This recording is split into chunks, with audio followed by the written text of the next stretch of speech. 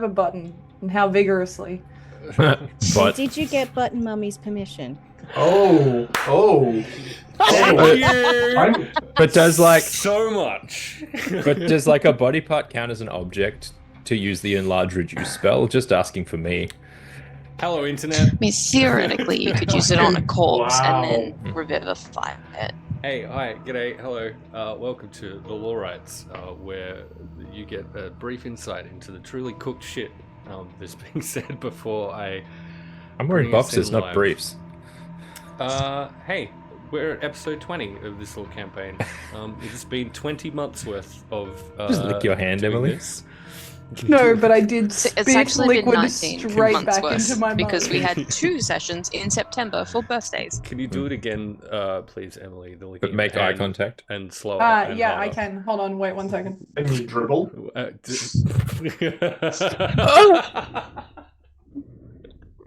Wow. Great, we're off to an amazing start. Hang on, I'm just generating a clip for no reason. Cool. Excellent. I'll get the GIF maker ready. And... It's only fair. It's only fair. It's pronounced Jif. Also, look at the immediate stress rash that's just formed here. It's weird. That's not where my stress rash is forming. Hey, thanks for You should see a doctor about that. stopping by to watch us do the thing. If that's the thing you've chosen to do, we fucking love that and appreciate the shit out of you. Hey, I'm Prometheus. But we're also concerned for your mental health. Do you Why mind? are you I'm here? trying to introduce myself. How I don't give a rude. shit. I'm Prometheus. But I'm not important. But these people Correct. are super cool and fun to play with, and I'm looking forward to tonight truly so much. So I'm going to get them to introduce themselves and tell you a little bit about their characters before we rip into a bit of a recap and then crack on with whatever fuckery is about to ensue. So, Ash, can we begin with you, please? What if I say no? Well, I guess Don't phrase it as a question if you don't want it to be answered in a way that you aren't anticipating. Ash, introduce yourself and your character, please. Sure. Only because you asked nicely. Hey, I'm Ash and I make stuff. I have acid burns in my throat right now, so that's super fun. You can find me at Ash Makes Stuff on all social media platforms. You can find me here doing this and also DMing A Tale of Two Queens. You can find me over on Split the Party, occasionally playing another better cleric in what we do in Barovia, because of Strahd campaign, which is coming back next month, which is very exciting. And also you can sometimes find me over on Hexes and Vexes, where I play a wild magic sorcerer, or the flashback of a wild magic sorcerer. In this campaign, I play Lilith Valsharan Belnamandath, and she's a cleric and a bitch. That all sounds incredibly accurate. I love that. Saz, a little bit about yourself and your character, please. Hi, I'm Saz, or Saz the Meeple. You can find me everywhere on the internet as Meeples and Dragons. Oh, I'm whacking my remote. No, my fucking English. Jesus H. Christ. My Wow. microphone. I'm off to a good start today. Anyway, you find me all over the internet where it's Meeples and Dragons, or over on threads as Saz the Meeple. What do? I do this stuff. You can also find me over on Split the Party every now and then when we do what we do in Barovia. Tomorrow we're doing Baldur's Gate, though, where we've taken our characters and shoved them in Baldur's Gate, so come and check that out. As for my character, I play Tinywing, the super adorable little fairy warlock who could never, ever, ever do a thing wrong. Marvelous. Hey, ham_the_DM. Can you tell the world a little bit about yourself and your character in this campaign, please? Also, hi, Jeannie. Hi, Jeannie. I'm Ham. Hi, Jean. The _DM, apparently. I play games and run games here on the internet. You can find me over in Meeples and Dragons running Radiant Shadows every second Saturday, 7 p.m. Australian Eastern Standard Time. You can also sometimes find me in other places, but I can't think of where those other places are, and some of them don't actually exist yet. I am playing Salislo Krin. He's a hobgoblin. He also fucks with people's minds and uses his mind to fuck with people. I almost said something very different there. I'm using the Talent, which is a homebrewed psionic class. That is me. It's also my personal nickname for Ham. Emily, could you please share a little bit about yourself Why are you laughing, and Prometheus? your character? Hey, my name's Emily. The only person I like pushing my buttons is Mummy, which is Saz. My preferred my preferred meat product is definitely not ham, but he's a great DM. NVC, I'm glad is just here, and Ash makes me do more than stuff. But most of all, Wow. but most of all, I don't always. Well, Promethean stop. I don't always like to be prey, but I do like to be around predators, and that's why I'm here with Promethean this evening. There's a 0 in it. Hey, my name's Emily. If you hated that, don't look for me on the internet. If you didn't, you can find me over at Hexes and Vexes, Meeples and Dragons, or here. That's all I have to say without getting myself arrested or banned on Twitch. But tonight I'm playing Malia Redwood, who will absolutely get this channel banned on Twitch. I'm gonna need 3 minutes. Real quick. I just need you to know that I actually didn't plan that at all. It just came out. That was all off the I've heard that dome. before. I wanted to make a button mommy joke, and then I was like, wait, I've got to do everyone. Now I have to freestyle. Wow. Well, Wow. that's the pathway. The feminine urge to freestyle the intro. The pathway from showing love to Saz to doing everyone. It's truly so short. Yeah. MVCDM, would you like to do whatever the fuck it is you want to do, please? What? Oh, right, yeah. Fuck. I'm also gonna have to freestyle. Okay. Oh. When a hag gives you a lick that makes you feel sick, you know it's just the result of Pro being a dick, and I'm Vermillion. There you go. Incredible. Oh, I feel sick. You should. Fucking hell. MVC, that tells us nothing about who you are. That's true. That's the way it's supposed to be. Yeah. Incredible. MVCDM has I'm free a reign problem. because MVCDM's my favorite. Shh, don't tell the others. Okay. Okay, we already fucking knew. Hey, everyone else, not that's a subtle. lie. I fucking hate MVCDM. You know, you also can't a lie. switch channels on the mic. Hey, listen, we're here to play some Dungeons and Dragons, 5th edition. We're gonna make some stuff up and have some fun in the process, which Allegedly. is a thing that we have done in the past. Do you want to know what's been happening most recently in the past? Great. No. Fucking No, throw them in without any context. buckle the heck in. We're going to do a recap, and then we'll get a musical intro post-recap. I'm still undecided. What do we think? Do we think musical intro pre-recap or post-recap? A pre-cap? A pre-cap?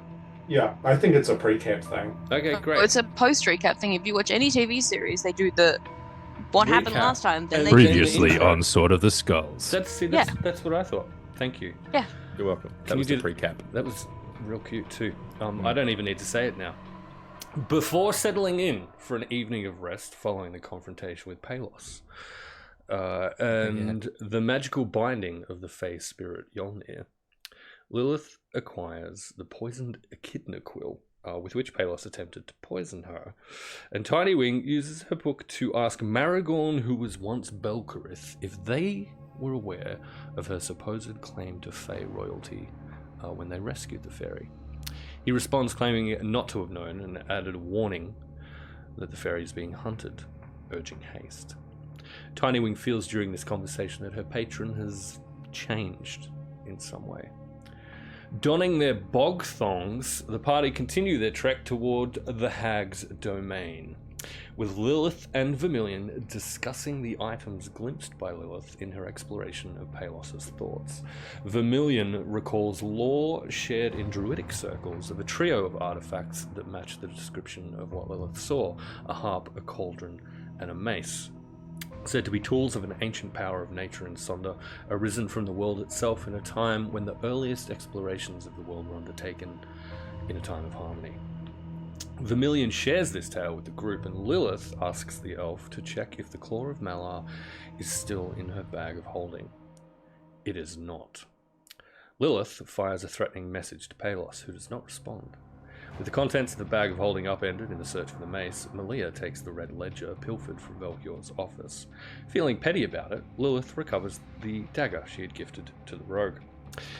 Malia arises first the next morning and spies a beautiful vine-clad marsh nymph.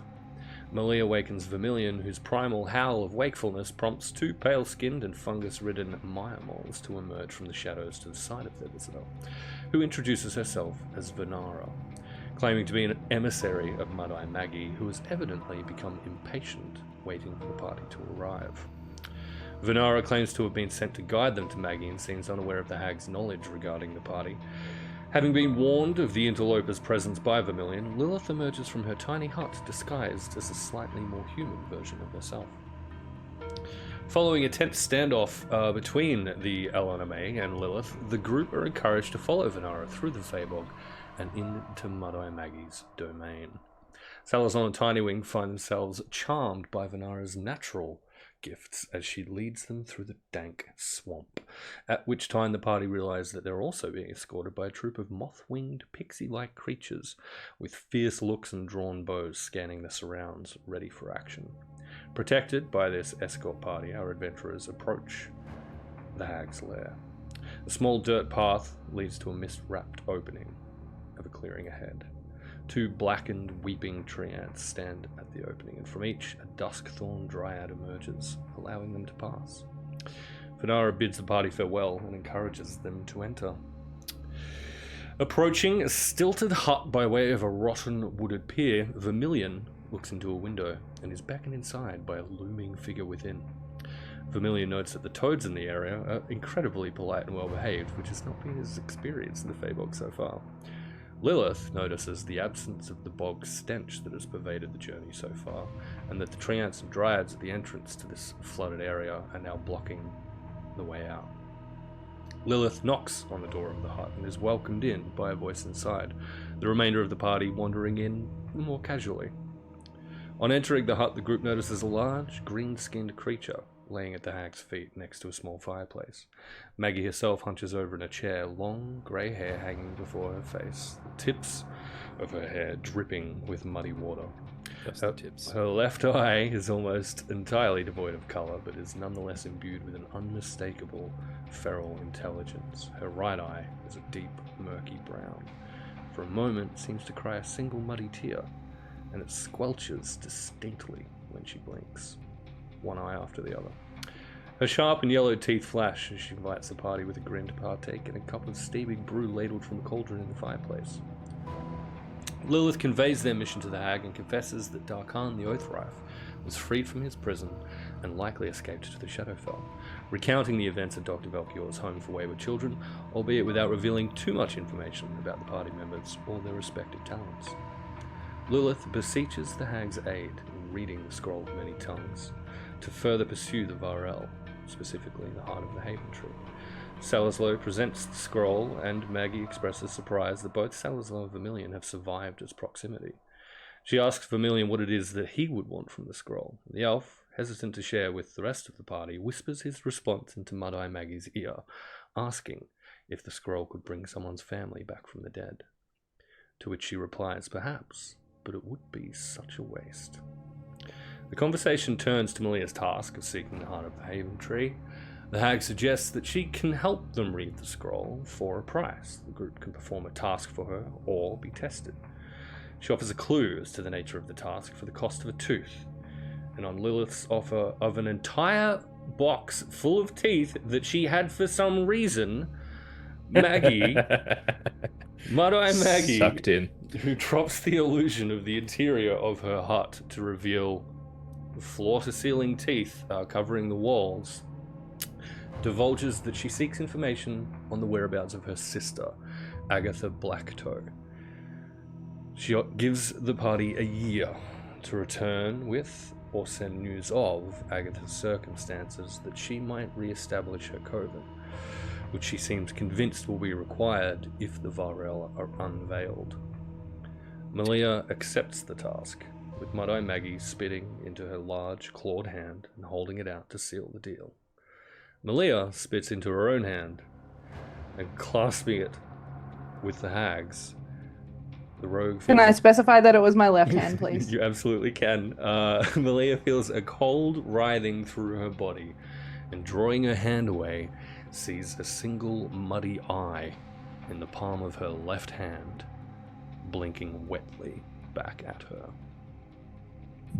Okay, you missed the part where she also licked Vermillion's face. You omitted that. I did, but God, it was fun. Was it? Welcome to the Sword of the Skulls. Intro.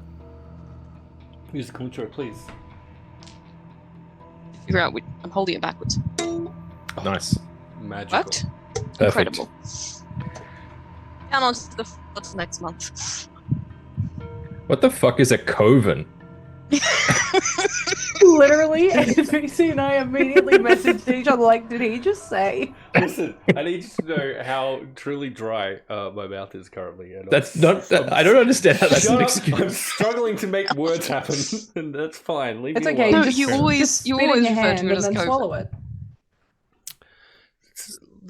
Fuck you. It's a small inlet where the ocean comes into the land. All right, play the game. Set the scene for us, This is- Lord Daddy. Literally just Oh, did. hold on, wait, Lord Daddy. I have Wait, one are we more still in the question. teeth?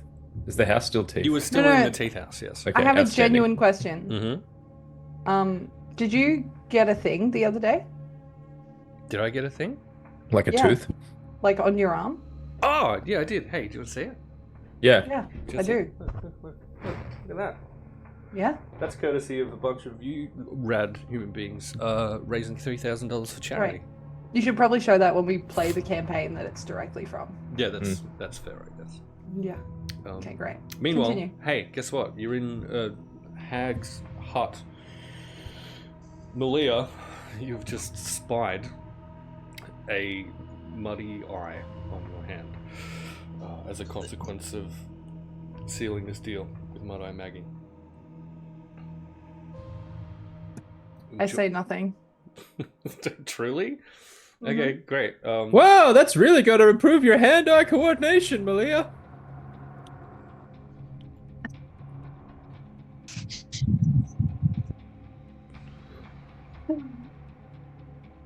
Oh, it's been a Um, good session, guys. Let's call it there. I'd good really to like see you next to find out how I submit my 4 weeks notice for this campaign. Anyway, wow, what the fuck? Put the notebook away. I'd put yourself away too.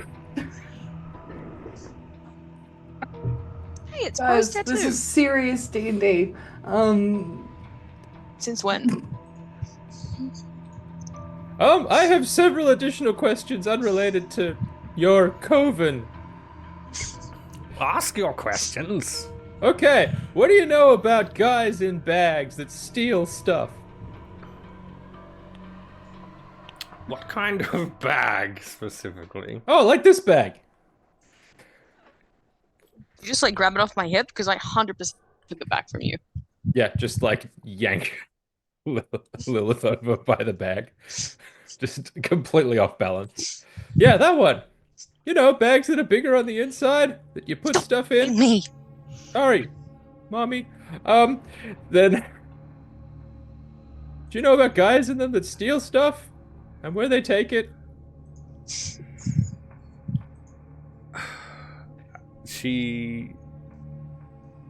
She's engaged with the question, but she has this thing where, and I think Lilith will have noticed this most directly so far. Vermillion, because it's truly aimed at him so often with so many of the little interjections that Vermillion has said. And probably Sal I feel as like that's well, a rare 'cause occurrence. Sal has been super quietly, super carefully, just standing back Stealing and paying stuff. attention to every little thing that's going on in this room, it feels like. And so I think Sal probably will have picked up on this as well.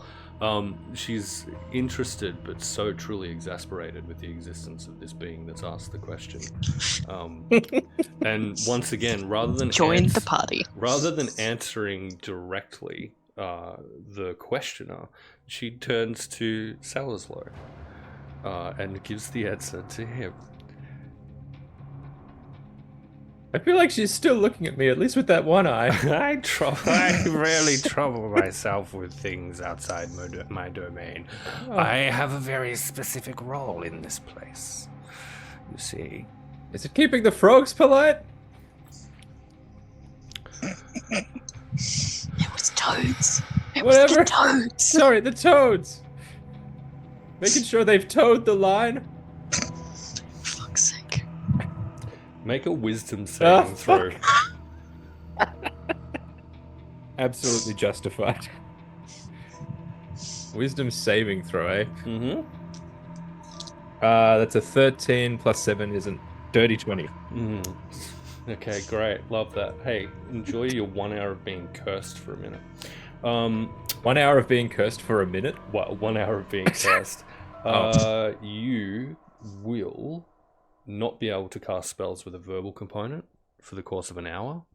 And anytime you speak over the next hour, you can only say the opposite of what it is that you mean. Wow. Damn, so her DC is above 20? That's crazy. Also, Do we absolutely notice fucking A. anything like happen in when this curse takes place? Like, is this like a thing that she's casting in front of us, or is this just like we don't see shit? It will be a single clawed hand that reaches out and just... Any noticeable change, like physically, in Not yet. Vermillion? Great. She turns back to Salislo. There are certainly stories, of course, of a certain cursed measle that perhaps delved for too long in the places between planes, who gave offense to the king who crawls, and was punished with only ever crawling in darkness. But there's little more I can confirm for you on that matter. Can I just confirm something? Mm-hmm. Did you say that when I speak, what I say will be the opposite, meaning, of what- or the words will be the opposite, or the words will be the opposite? Will be the opposite of what you mean. So, like, if I wanted to say yes, I would say no, or like if I wanted to say, okay, can I have that thing? I could say, can I not have that thing? Or is it would each individual word be the opposite of what was the intended word? I think the intent of the phrase, like the goal of the thing it is that you would be saying, will be shifted around. Okay, that's probably going to be easier than individual words. Yeah, that correct. Struggle on, correct. The word "the" is really hard to oppose. And anyway, cool. That's very important.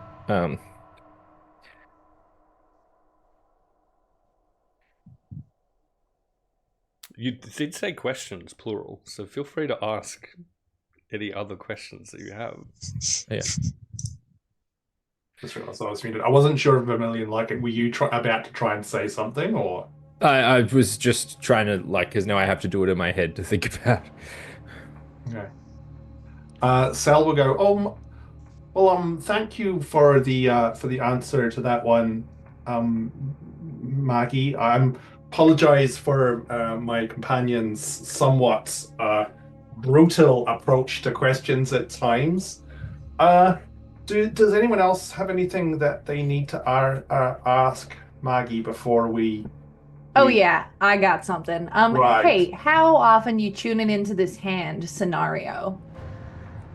She's a clever one, I see. No, I just exist. This little gift will allow me to see what you see. And okay. Like always, or do I get like office Anytime I hours? wish. Okay, great. If you could just leave it between specific and like a specific hour set, that would help me just create a parameter for how I'm gonna live my life. Anytime I wish. And is that until we complete this task, or just forever? You know, just in case I need to chop my arm off or something. I will remove it. Will you not be looking during Malia's private time?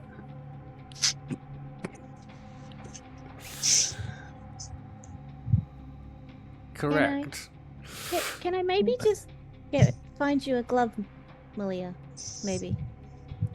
Yeah, could you see through a glove? Sweetie, if only it were that simple. Okay, great. Could you just reiterate, like, when's this getting removed? Because I can't live my life like this. When you return with or send word of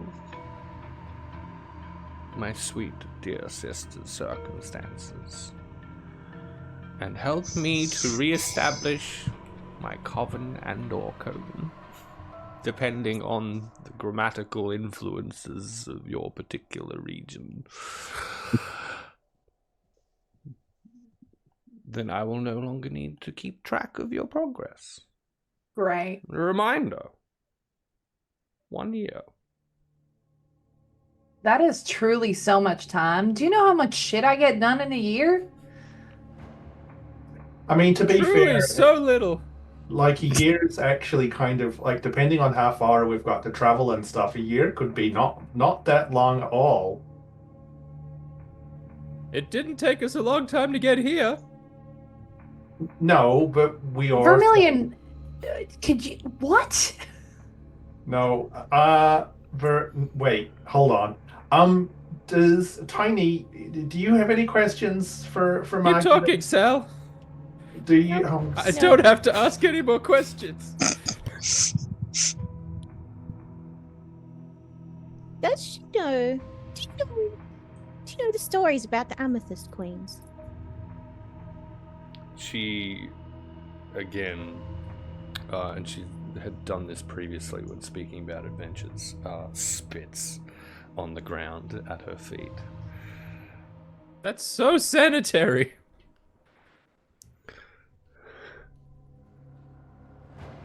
The Amethyst Court is the reason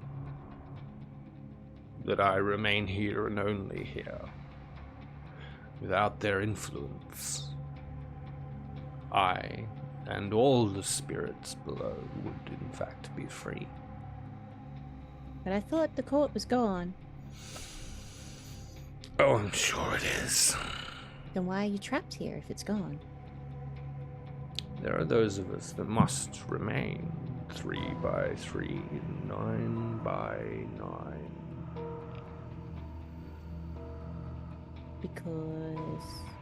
Because the gate is closed. And because there are rules. Right. That What if we could keep it make it so you could leave? She howls in laughter, and the booming voice of this near 9-foot tall creature shakes the very walls around you. The incredibly long-limbed green creature at her feet stands up to attention, and there are sort of like flaps of skin running down its back that all of a sudden stiffen and sharpen as it does, and as she does. And what do you think that you would do to achieve such a feat? Well, without information, I really don't know that, do I?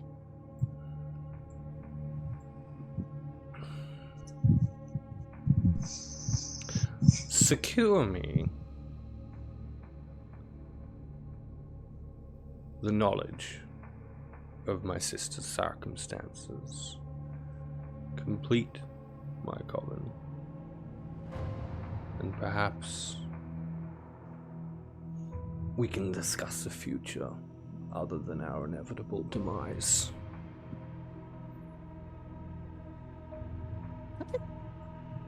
I don't have another question. Oh, I'm so very glad that Vermillion. Keep talking, Sal, please. No, so Maggie will turn and spit it out then. And Vermillion will also hock to a 1 onto the ground. Dear Lord. Just, when in Rome. Are you unable to tell if people are afflicted with lycanthropy?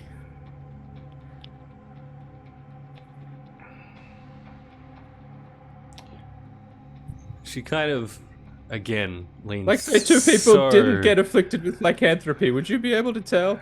She leans so uncomfortably close in to you, Vermillion. Oh.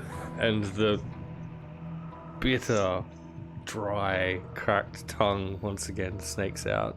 Not licking you directly this time, but more the air around you. And passing the tongue past your face, then just draws this incredible breath.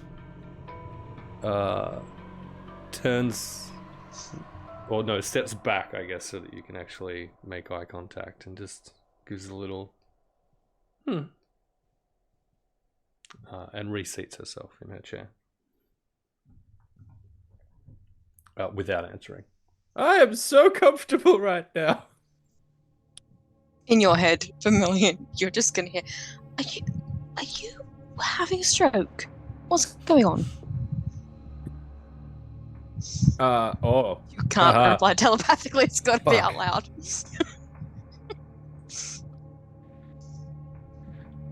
Lilith, could you absolutely not hand me something to write on? Okay, I won't.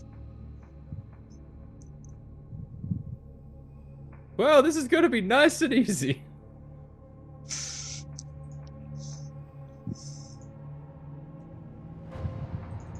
That is a good point, Vermillion, actually. I'm going to reach into my bag and pull out my journal and like tear the last page out of it. And with my writing charcoal, I will slide them across the table to Maggie. And would you be so forthcoming as to write down the exact terms of your arrangement with Malia, so that we can be certain there are no missteps along the path? Yep, as not a lawyer, I definitely do not understand the importance of good contracts. Are you actually a lawyer, though? Like, is it oppositional for you to say that you're not a lawyer when you're actually not a lawyer? Hey, the meaning is reversed. She, with those same two long claws that she approached the examination of the portrait prison ring with, takes this piece of paper, kind of waves it around a bit, just immediately throws it into the fire behind her. The terms have been set. The deal is struck. Yes, and having a permanent written record of it would make it much easier to remember those terms. Oh, I assure you. I will be right here to remind you all. But this one particularly, and she points at Malia.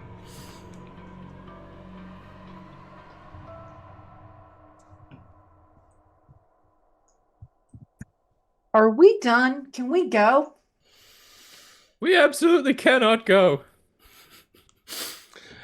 You're certainly welcome to leave and be on your way. But 'tis the night of the full moon, and I invite you to witness something of a tradition in these parts. Can we sell? I've not seen them before. Would Sel have any idea of potentially what these traditions are that she is talking about? Throughout the Feybook, and especially at pivotal kind of moon cycle moments, there will be so many variations of assorted nature traditions in general. So the ones that you would be most familiar with would be with the kind of coming together of the tribe and those themes of protection and family. In general, for a hag, you would think it would be something a little bit less family friendly, perhaps. But throughout the Fey world, the various stages of nature are incredibly important. Tinywing, you will have felt somewhat the just natural fact that it will be a full moon. It doesn't sing in you the way that it would for any number of other Fey creatures that have a more direct association with the moon, or even elves that also kind of operate around kind of lunar cycles. But you're well aware that is happening. Lilith, I think you also would be keenly attuned to that fact. Vermillion, absolutely. And Lilith and Vermillion, more so, given the fact that you will potentially be turning into werewolves tonight. Malia, fuck you, I guess. Look, not yet. Incredible. Lilith, can you roll me, say, an insight check for me? Okay, I love those. Cool, it's a dirty 20 without guidance, and I'm not going to roll guidance. The inflection. Why are my buttons different? Hang on, they've changed D&D Beyond. What's going on here? Continue, sorry. They've changed D&D Beyond and something's wrong. I damn them. The inflection on the word invitation suggests to you that refusing it would be Rude. Which isn't the end of the world. She has suffered truly rude behavior in her own home at this point. By who?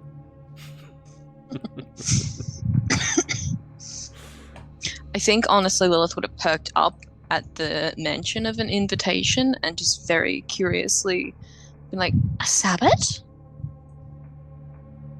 For those of you who don't know, in real life, Wiccan practices a Sabbath is the celebration of the full moon. Indeed. Something of a re-sanctification of these grounds, you might say.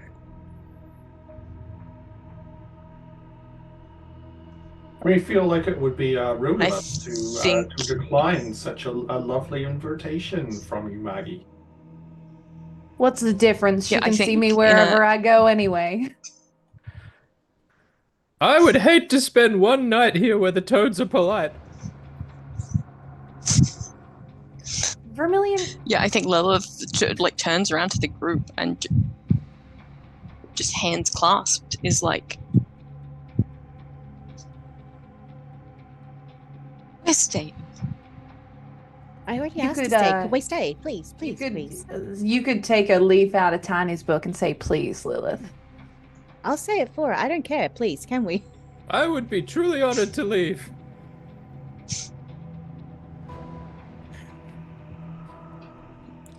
Excellent. Wait, no, that one's hurt my brain. Give me a minute. Sure, excellent. Maggie will kind of snap her fingers, and Venara will re-enter the hut at this point. Well, I suppose if you are to stay, the least we can do is entertain you. Follow me, and she'll do a cute little spin and head off down the pier towards. So the area that you came into, sort of past the tree ants and the dryads, was sort of a very large clearing, super marshy, and a pier has kind of led you to the house. The house itself, the hut itself, will have kind of a deck all the way around it. And she will begin walking kind of around to the other side of the house. If you follow her, they'll be set up essentially on firmer land, just some seating areas, a table or two, what looks to be a relatively comfortable, moss-covered, chill, So made of teeth. chill place to hang out. Definitely not made of teeth.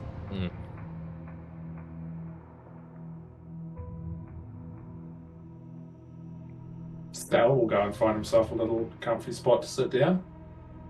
Excellent. Being the first to sit down, Venara will immediately seat herself on your lap. You? Oh. I'm glad you stayed. You just, Right. you just let me know if you need anything. Or this is maybe I'm quite glad I stayed as well, to be pretty honest about it. You should know he's not married.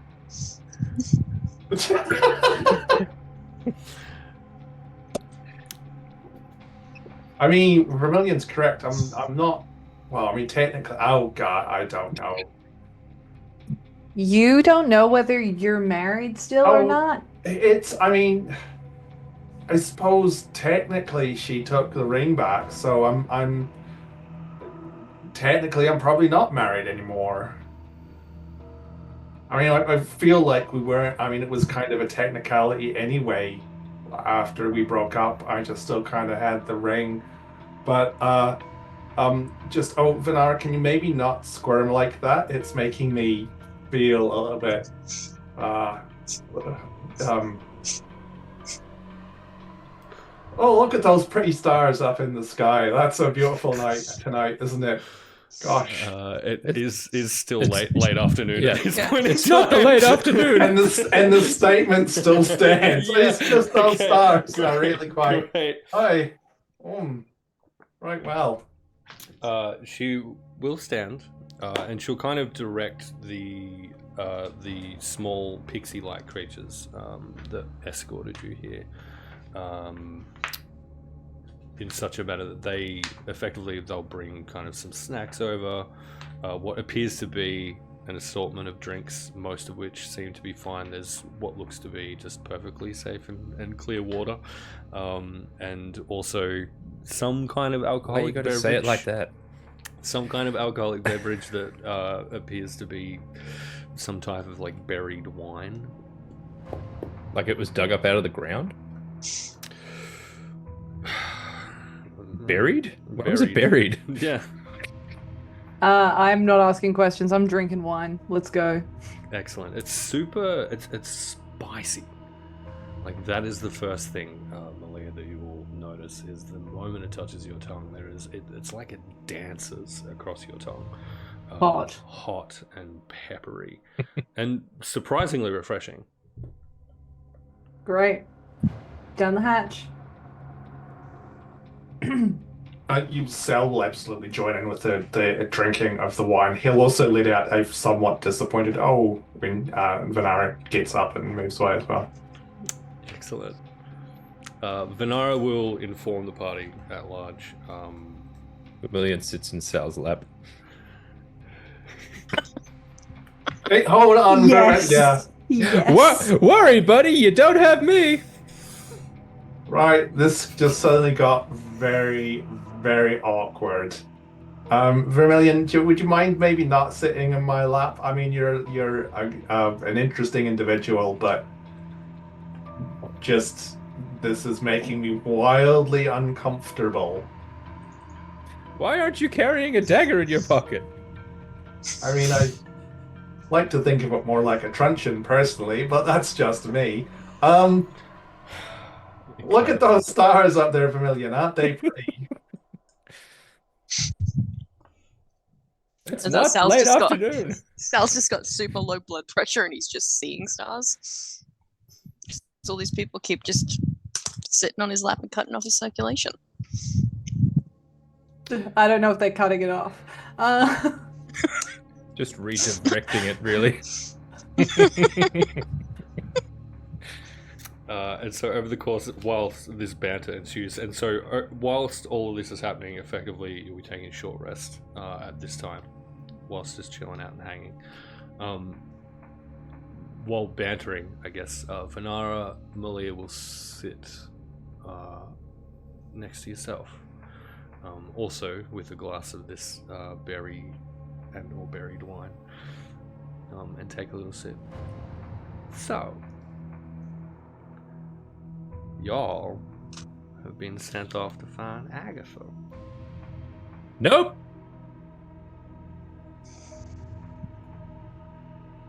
Fucking hell, NPC. Yeah, it should be fine enough. I'm pretty good at finding things. That is such a lie. Don't listen to him.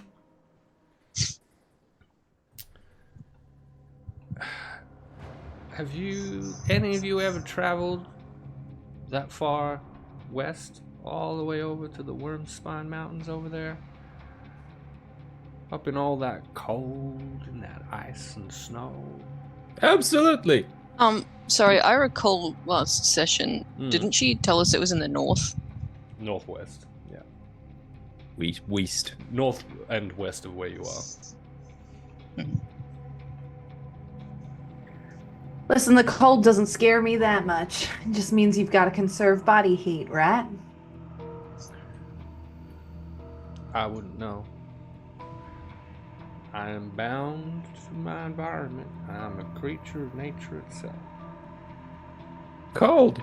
Much like this cute little one over here. And she'll point to Tinywing. You I like too. Cute as a button. Thank you. Well, sucks for you, because we're going to have a great time. And we will be taking both of them with us. You sure I can't keep just one? No. I think it'll be a lousy trip. You're no fun at all. And with that, so I guess let's grab Malia. I think you would be most familiar with the area that's being described as being relatively north of the area that you originally hailed from. It is, I'll throw a little pic of the specific area, and then a larger contextual image of where exactly that is compared to your current location. Oh, will I be viewing this? In Discord. Oh, there. Yeah. There, right. So northwest. Wait, they play Overwatch. Overwatch here? That's crazy. There is in fact a town called Overwatch. Correct. So north of the freeholds, on the northwestern side of the southern continent, almost into the icy regions of the north proper, is a small area, and Venara will provide the name of the village that Agatha is said to inhabit. But what I'm going to need someone in chat to throw me a name for that village, please. Whoa. Yeah, it's going to be a freebie, because this will be dropped in as a channel point redemption at some stage. But we're going to take suggestions because Stop it! with DM discretion and artistic license, that will become the village close to where Agatha Blacktoe has been said to inhabit, in the foot of this mountain range. Oh my gosh. Well, while we're waiting on that, as Venara is having this conversation, I'm gonna get on a canopy and fucking lock eyes with Tinywing over Venara's head, and just telepathically, you're just gonna hear "bad Faye," because Tiny knows what I mean. And Point like, to herself, like, They did have the conversation earlier about Lilith telling Tinywing which were good Fae and which were bad Fae whenever they I encountered. point at Venara, not frantically, just like subtly. Subtly? Subtlety. I like subtlety. Subtlety is fine.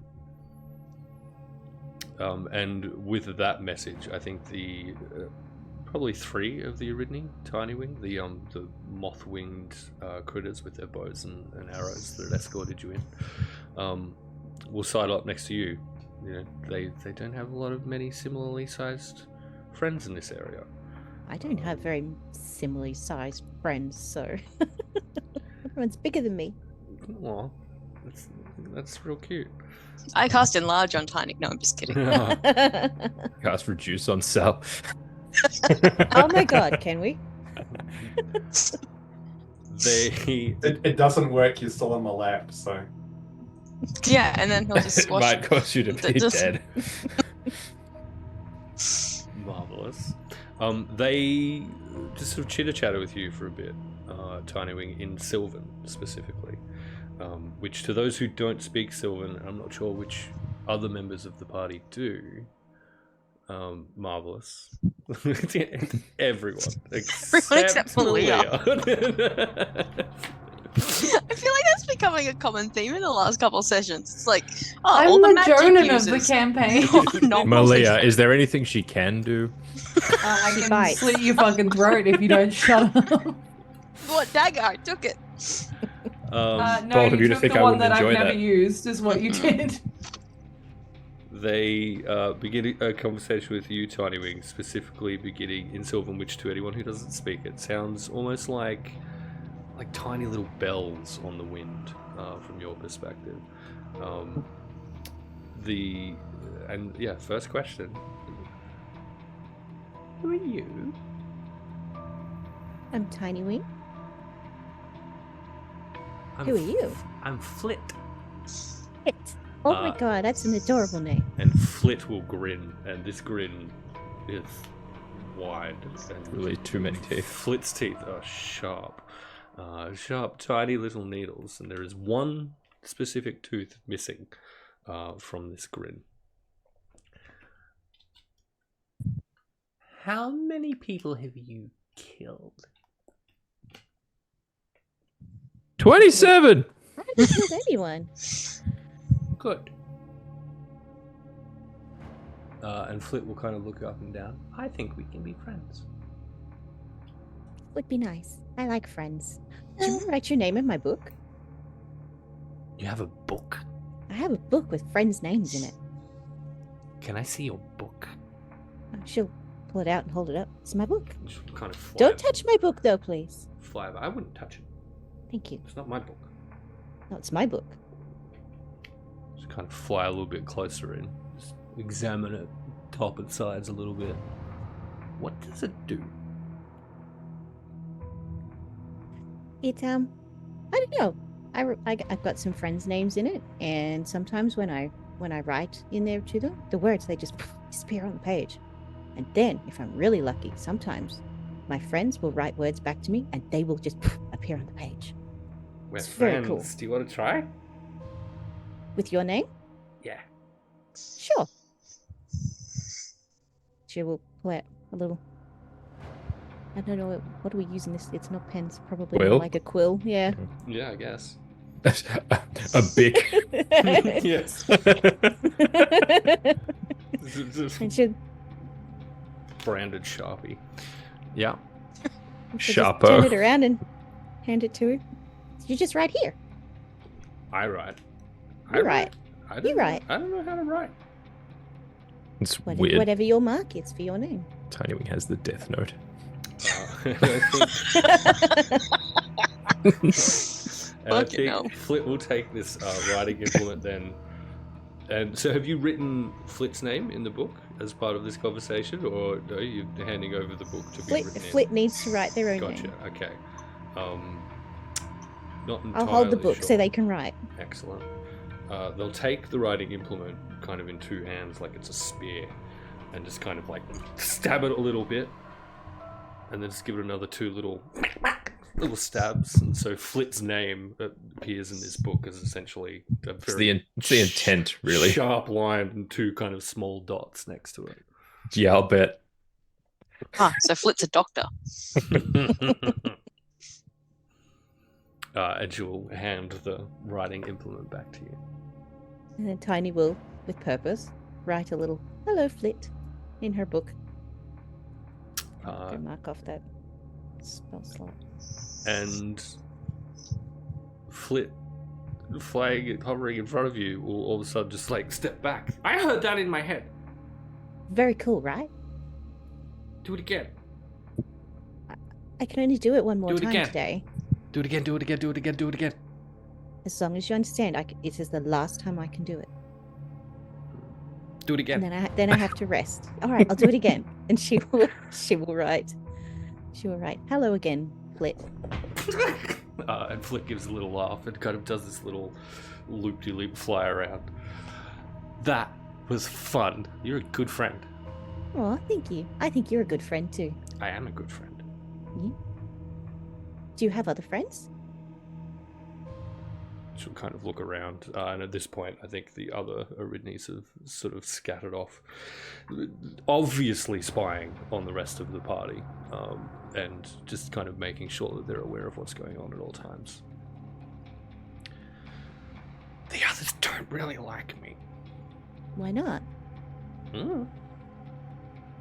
You're perfectly lovely. There's nothing to not like.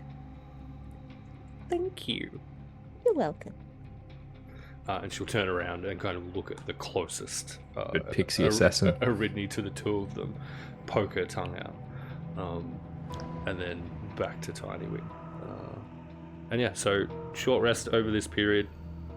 Venara, if questioned, and I assume she'll be allowed to speak, she'll just rattle this out. We'll offer some details about the village.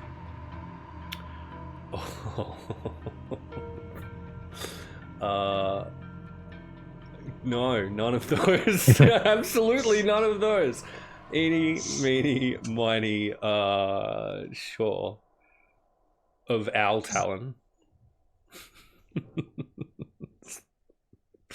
The village of Owl Talon is the village. What even poll chat? Yeah, that's right.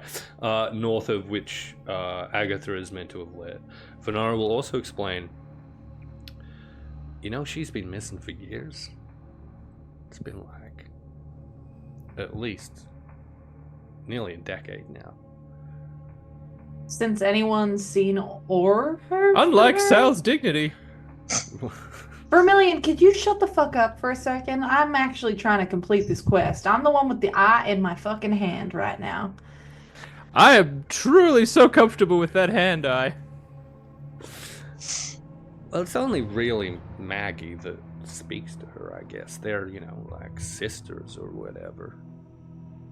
Well, I don't think there's like a whatever. You're either sisters or you're not, right? I don't know that the same rules apply to Maggie and Agatha as apply to any of most rest of us. Are they made of the same blood? I don't even know what that means. Made of the same blood? They come from the same people? Oh, sweetie pie, I don't think they came from people. Great. I don't know about magic.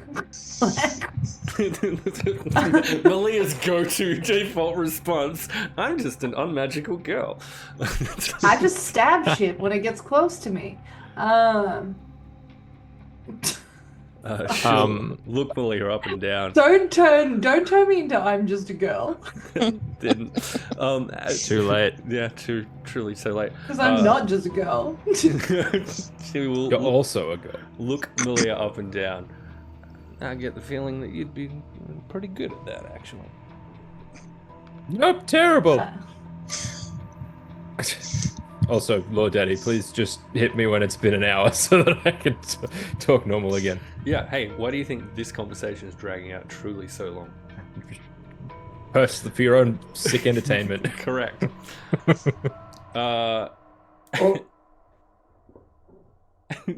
I am pretty good at it. But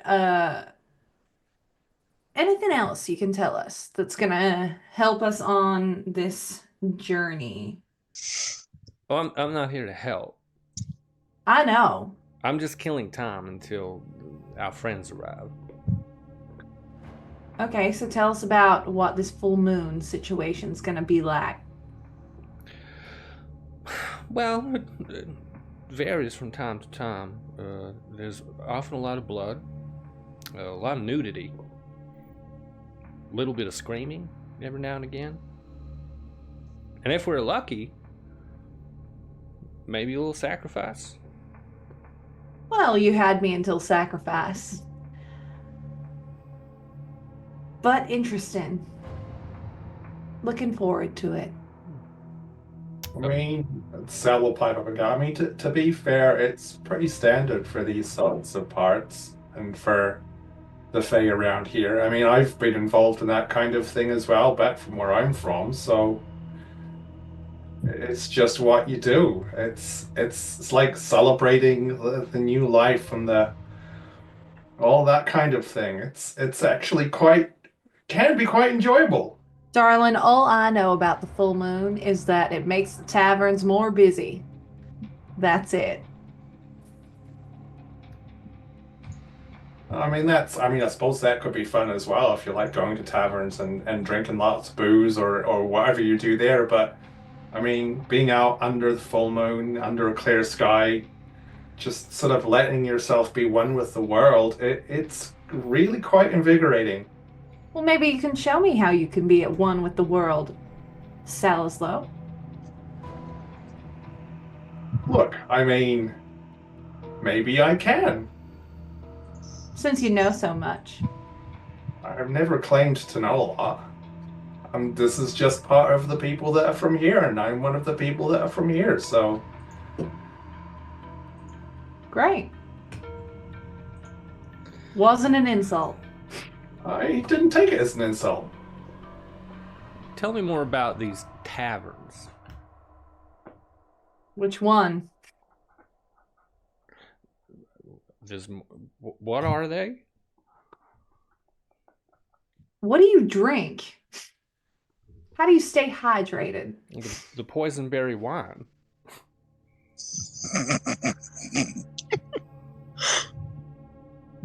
Promethean. Please. Why would you do this? Why would you cross campaign this shit? No. Thank you very much. No cross campaigning. Sure. When you say poison, Oh no, it's just called poisonberry. That's just its name. right? Okay, so imagine a place where you could have 8 different versions of that one wine, and you could choose based on whatever you felt like.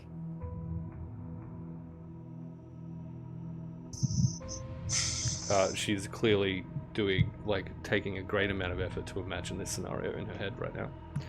And then imagine that you're surrounded by other people that also enjoy that, as well as other liquors and meads and ales that you've shut up, NBC. that you I'm trying so hard to take this seriously, and you guys are making it really difficult. I've lost all train of thought. Yeah. These That you can just choose from. Wait, these others, are they pretty? Not all of them, but a lot of them. But I can choose which ones I You take. can. You can. Because that's called freedom. I'd very much like to visit a tavern one of these days Well, maybe we can take you. and choose someone to take home with me. So you say that you're bound. How are you bound? I can't leave Feyborg, honey. Why? I am And part of its very soul, Okay. in as so, much as an area has a soul. Okay. Sometimes there isn't an exact translation from Sylvan to normal, this speak. Oh, I don't just speak normal, but sure. Oh, she fancy.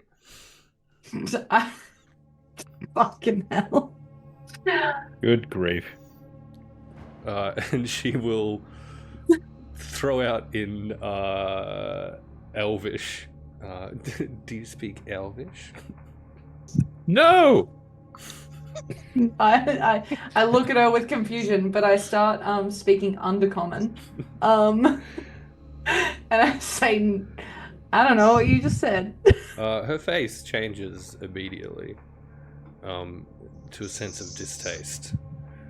And she'll kind of slowly start to withdraw from Malia almost immediately. Then I start speaking, and thieves can't. Thieves and- can't what? Thieves can't. Thieves can't. It's Let Thieves me can't. can't just- what? Let me It's just a- pronounce. Let me. No, everyone because just you let me pronounce it speak, very please? similarly to cunt, Stop, and it makes it real hard. stop being mean to I'm sorry, people's but in my mouths. everyday life, I say can't as I speak. So that's what I'm probably gonna say. But I start speaking in that, and I say, I also speak this one. She just kind of looks with a blank stare. Confused. Yeah. Love it. And then I shut the fuck up because now Emily needs to have a drink. Amazing. I think she will, at this point, Venara will sidle back over to Salislo. Vermillion. Oh yeah, Vermillion. Yeah. On Salislo's lap. Goodbye. And will just, I guess, gently stroke Salislo's shoulder a little bit. I don't suppose you want to ditch Vermillion strokes this. the other shoulder. I don't suppose you want to ditch this crowd and come see my personal grove, do you? He'd hate that. I mean, I'd more than happily come and see your personal grove.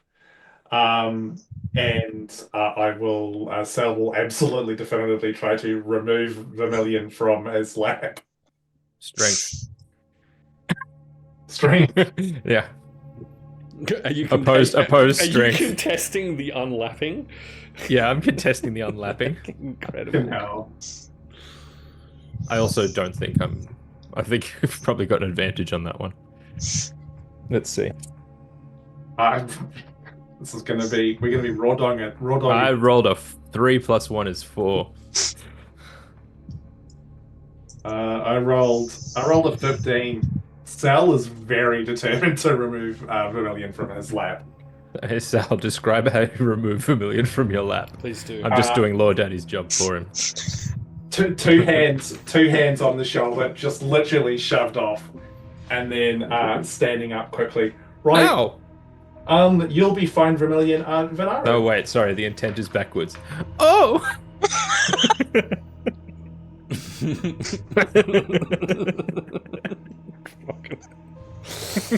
Excellent. Venaro, Do it again! You were going to show. Fucking. Venara, shall we go and see this grove of yours? Even cursed, I'm a menace. We shall. We'll be right back. Y'all stay here. My friends will look after you and get you anything you need. Now, the party They're not going to make out! The party should start around sundown, and I guess we'll see you around then. And Venara will lead Salislo then into a wooded area north then. Of where It you is were now. currently. With Sal. Mhm.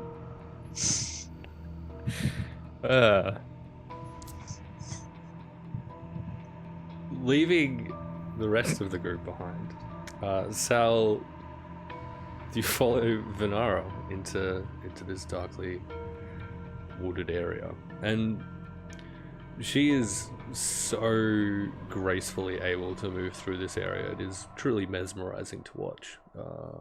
You know well how difficult it can be to navigate any part of the Feybog, let alone this place, which presumably by way of the desire and will of the hag that resides here, seems very specifically and intentionally difficult terrain. But with Venara leading you, you find it just as easy as it would be for her to wander through this area. And she saunters northwards for about 10 minutes or so. And there is a small kind of glade and a glistening pool where just the perfect little dapples of sunlight fall through the trees to glitter off the surface of this water, which is covered with lily pads and clearly poisonous but truly beautiful flowers atop these lily pads. This is a lovely little spot you've got here, Venara. It's one of my favorite places. It's where I like to come to think and where I bring lots of guests. Oh, I feel very privileged that I'm one of these guests that you've brought here. It's been a while since I've just had a chance to kind of stop and appreciate the beauty of the Feybog, but also the beauty of someone such as yourself. Tell me where you're from. I mean, I'm from these parts as well, just a little bit sort of further north, I think. Yeah, north and west. North and west, yeah. A bit further northwest. My clan's from up there, but it's been some time since I've been there. Did you run away? Were you chased? I wouldn't say runaway. Wouldn't say chased. I would say maybe set out to find myself. Feels a little bit, I don't know, feels a little bit pompous saying that, but it's kind of appropriate in many ways. How so? Do you think you've found yourself since leaving your home? Oh, God, no. If anything, things have gotten even more confusing since then, but that's all part of like getting out into the world and growing up and finding out who you are as a person. And at this point, you'll hear truly in the distance, carried on just the thinnest little whispers of wind through these trees, a howl. But it seems far enough away that it isn't. It's not frightening in the sense that it is loud and an immediate danger. There's just something truly about this sound that immediately raises the truly many hairs on your skin, and the nape of your neck feels as though teeth are on it already. And I'll get you to roll a wisdom save for me, please, Sal. At fucking standing. Let's get a decent dice out because these other dice will curse me. That'll do. Wisdom saving throw, you say? Mm-hmm. This can't possibly be terrible. So that's a 7. Ooh, excellent. All right, so Venara turns to you. Her gorgeous green eyes are wide with terror. What was that? You at this point, Salislo, are also frightened. Shite. Is there anything vaguely familiar about this sound or this howl? Again, just from that life experience sort of element of it. Not in that sense, but roll an intelligence check, please. Just straight intelligence? Yeah.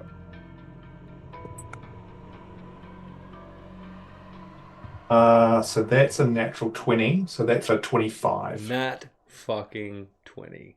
Let's go. There is the merest glimmer of familiarity to this howl. You feel as though not all that long ago in the town of Erding, you heard Riven make a very similar sound when he turned into a direwolf and attempted to flee for his life. So as in like the whole werewolf? Yeah. Right. Oh, shite. I think that sounds like a werewolf, which ain't going to be good. It doesn't sound too close, but do they, like, I mean, how common are they around here? Do we need to maybe head back to the rest of the group? And Venara, trembling and shaking, looks at you, looks in what appears to have been the direction that this sound came from to, say, the east, looks back to you and disappears into the marshland. Absolutely flees, leaving you standing alone in this glade. And that's where we're going to take a short little break for the time being.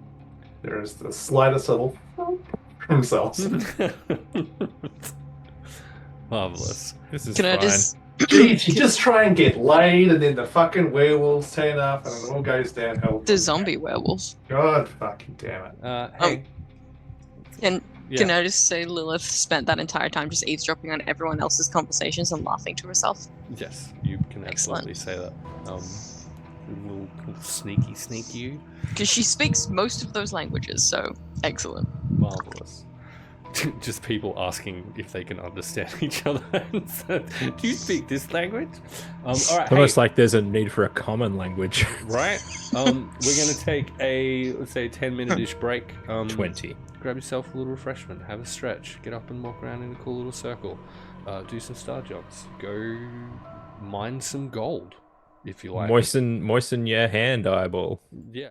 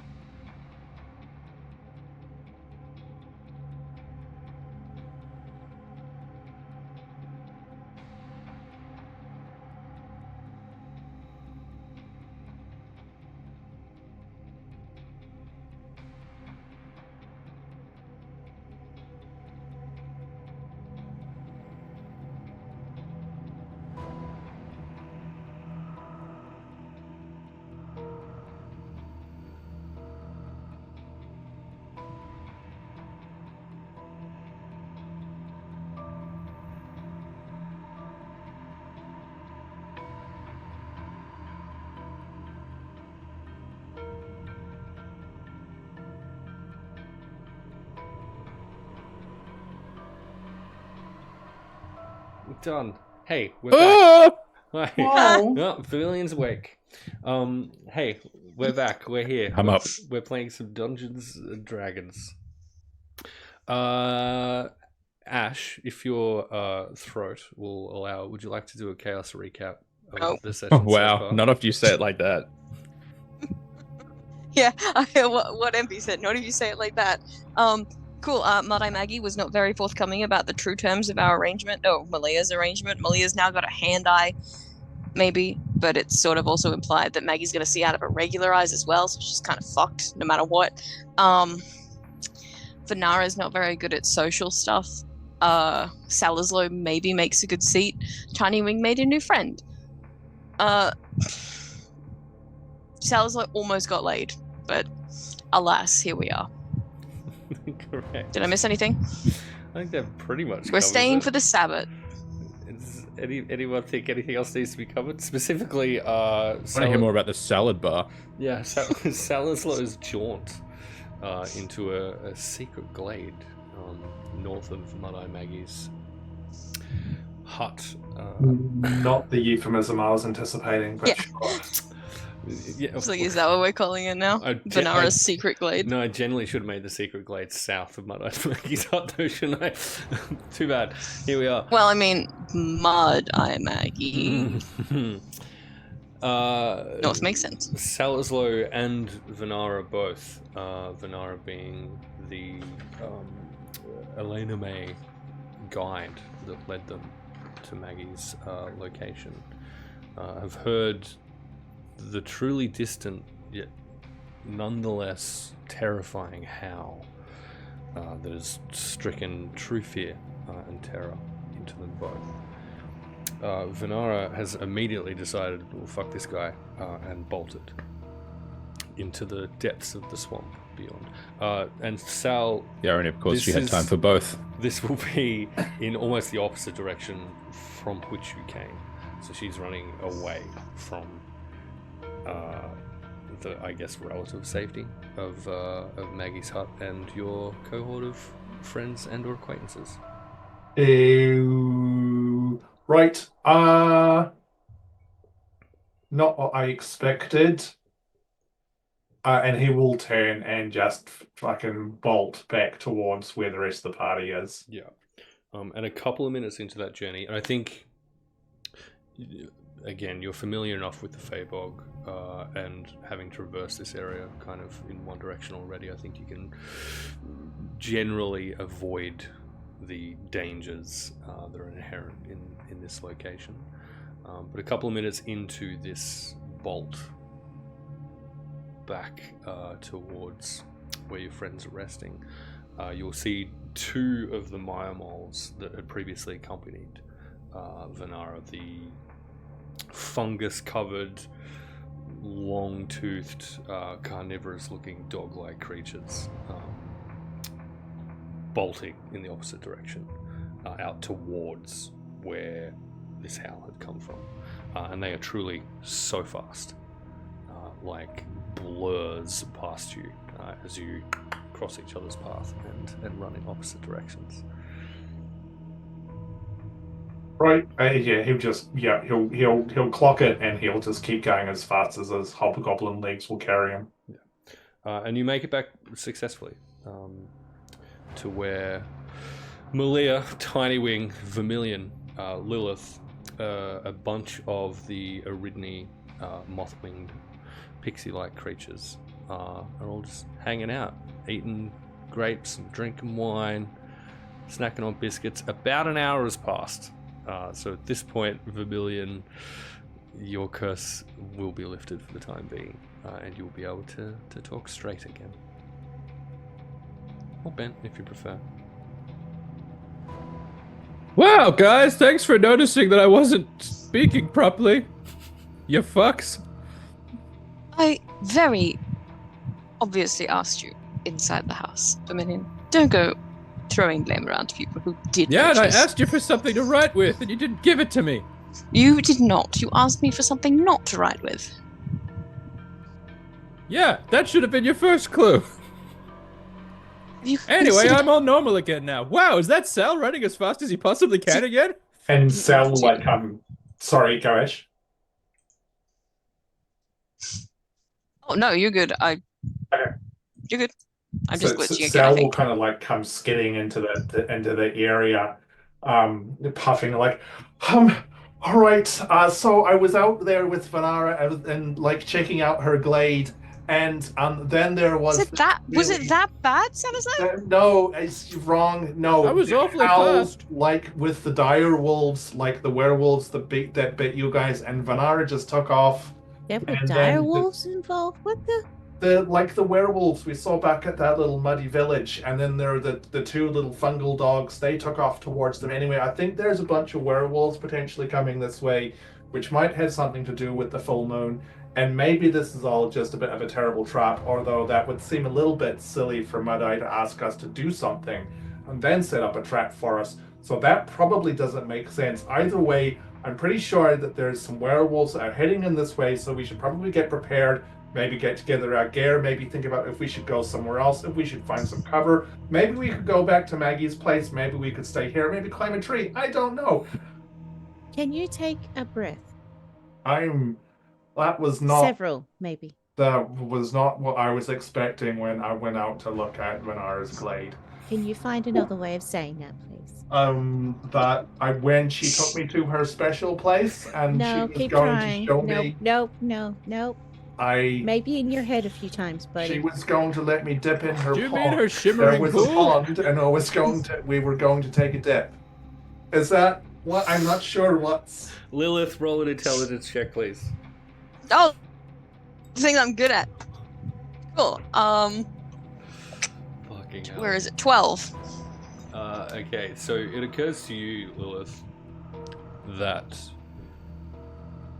specifically with the response when asked about the Oathrife and the potential danger involved, Maggie's immediate and firm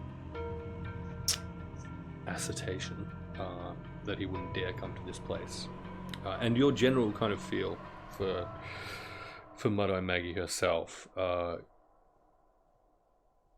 you don't think it's feasible that anything would enter the immediate vicinity without Maggie's express permission, and if they did, that it would be very unfortunate for them to do so. It's probably fine. They're probably fine. Right. Can I perception check? Can I? What is it you were trying to percept at this current point Noise. in time? Wolf sound. Look, you can, but I'll tell you, none of the rest of you will have heard it. No, I mean new wolf sound. Oh yeah, Now let's absolutely. come in and you just can have a good old hard listen if you like. cool. Perception. Oh fuck! I gotta do math. 22. Okay. Anyone else want to get in on this? Bell's still catching his breath. I'll give it a red hot go. Yeah, is all we hear just as Sal is dying. I got a 19. 19. Okay. Malia, are you going to be just blocking your ears? Don't even care. Okay, great. Those of you with over a 15, I guess, you don't hear a howl. What you do hear from the opposite direction to that from which Sal came running in from is the relatively sudden and softly rising, and after a little while this becomes evident to all of you, chanting of maybe a dozen different voices from back over the other side of Maggie's hut, kind of in the direction from which you entered into this clearing. And the voices are chanting a little rhyme. 3 times 3, 9 by 9, thus the veil is drawn, defined. 9 times 9 and 3 by 3, the 7 blood, a living key. Sorry, can you say that but like slow enough for someone to write it as you're saying Sure, it, please, I can dude? even Pretty please. I'm sure Promethean has somewhere he can paste it. I'm sure. if it's even- pre-written. willing to paste that into chat. I guess. The irony, of course, it's not pre-written. He just made it up right now. Yeah. Wait. Let me Yeah. write this down real quick. Let me clip that. Go back. Just double check. I know what I'm talking about. No. Hey, here we are. Boom. I'll chuck it in Discord as well, Ash, just so it's there for you separately. Yeah, like so. It's apparently going to be an image. Thanks, Discord. That is what you hear on the other side of Maggie's hut with that perception check. Has the sun set yet, or is it still... No, but it is getting truly late into the afternoon. Okay. And at this point, regardless of Salislo's evident fear of whatever it was that he heard out there, Lilith and Vermillion, you are both keenly aware that in a matter of hours, you are likely going to find out whether or not one or both of you are becoming werewolves tonight. Ash. 2 questions. Yeah. 1, having been raised in a coven myself, do I know anything about this number thing? 2, having been raised in a coven myself, do I know anything about this 7 blood thing?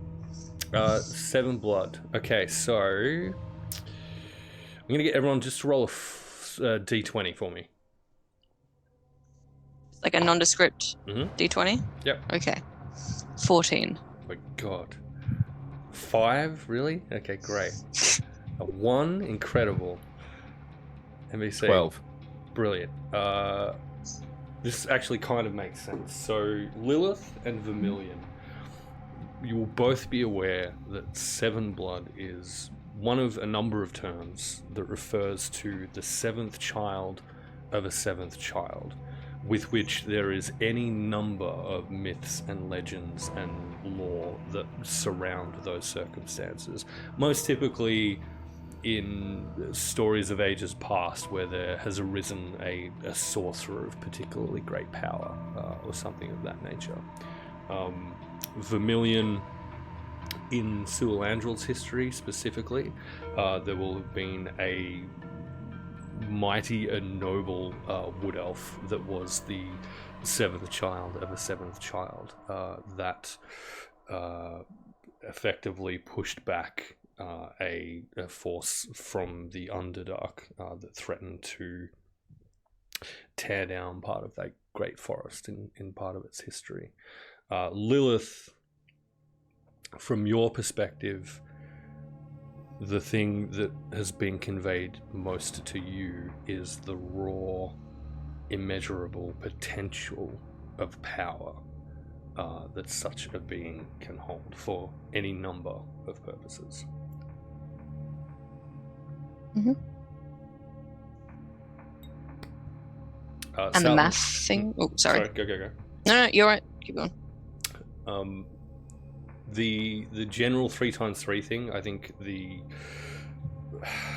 it will be thoroughly and broadly conveyed through the world's assorted kind of superstitions and legends in general.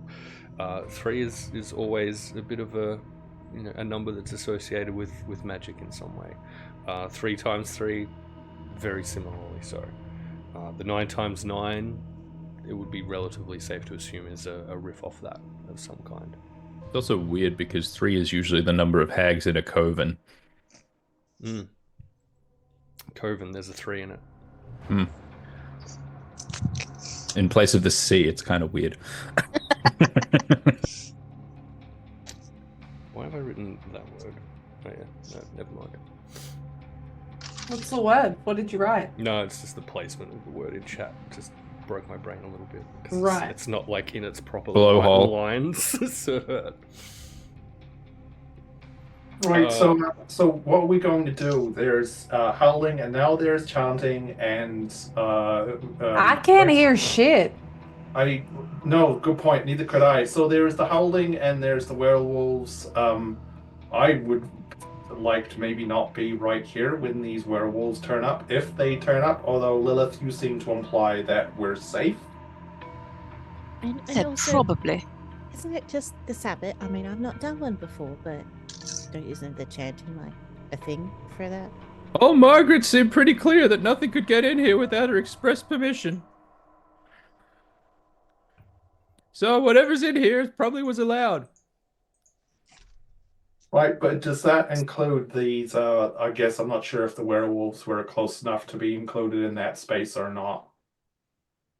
Maybe. Let's roll for dragons. Excuse Hell me. yeah. Let's roll for heckin' dragons and friends. Greetings, welcome, hi, hey, hello.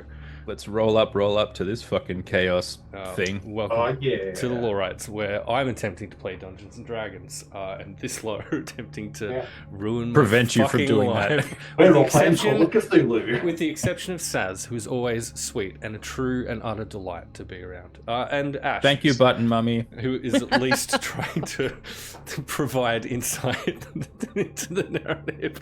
Yeah, go on, piss off then. Hey, hi, g'day, hello, welcome to Sword of the Skulls, to my first little campaign. Please greet and enjoy our wonderful players. Have the DM, says the people. Ash makes stuff and or props. Emily of X's and Vexes and NBC DM. They are all lovely people, and I enjoy their company immensely. And we'll enjoy. Can I roll yours. an insight check on that? You may, and we'll enjoy yours Okay. if you choose to hang around and watch us. Company. Salislo. I rolled an 11. That's me.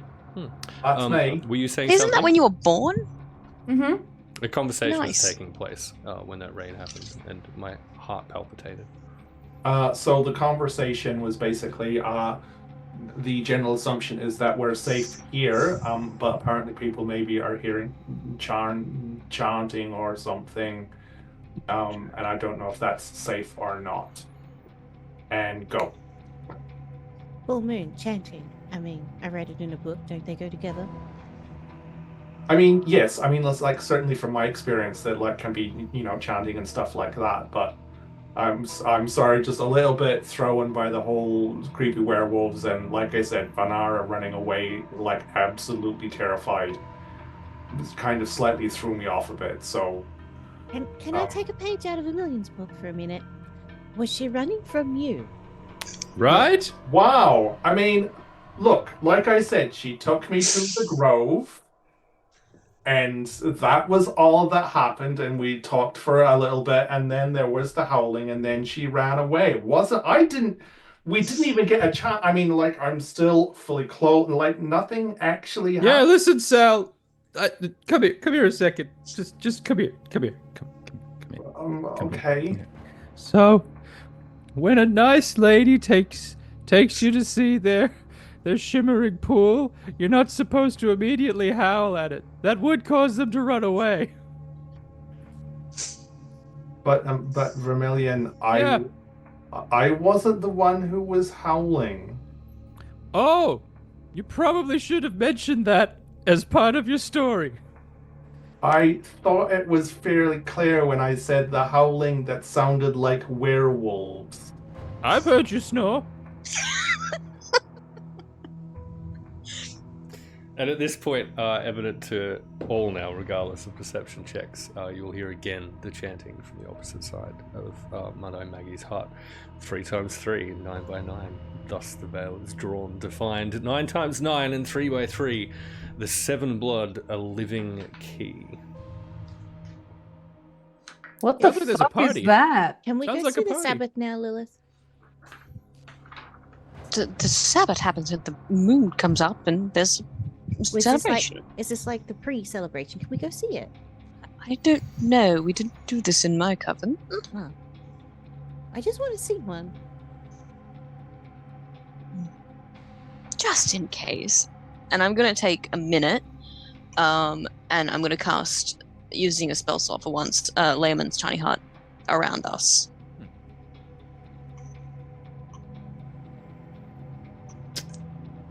Okay. How does that work? Can I ask? It is an immobile hut, and you're on the Yeah. opposite Dome. side of where all Yeah. this stuff is going It is a down. dome. Right. It is a but- dome that cannot be. Anyone who's in the dome can leave. People who are not in the dome when it's cast Mhm. cannot enter. And it lasts for 8 hours, right? 8 hours. Yeah. Not concentration, but if I leave the dome, it disappears. Or if the we leave majority dome, of we me can come leaves. back in, right? Yes. Sweet. Okay. Hey, Tiny, if you want to go check this out, I am absolutely curious. I have never seen or heard anything like this before. I only read a little in a book, so I want to see it. Okay, if you are at all concerned, just hide behind me and I will draw a dagger. It'll be fine. Can I? Can I do with you what I do with Sal sometimes, and I just kind of ride on his shoulder? Uh, I mean, look, sure, you can. No issue. Can I also ride on your shoulder? No. Oh. if it helps, I'll come along as well. I mean, I'm not as concerned about the chanting as I was with all the werewolf howling. And I get to ride on Malia's shoulder. Sure, if you want to ride Malia, you ride Malia all you want. That's absolutely fine. No. Listen, I enjoy a good riding every now and again, so let's go. Huh?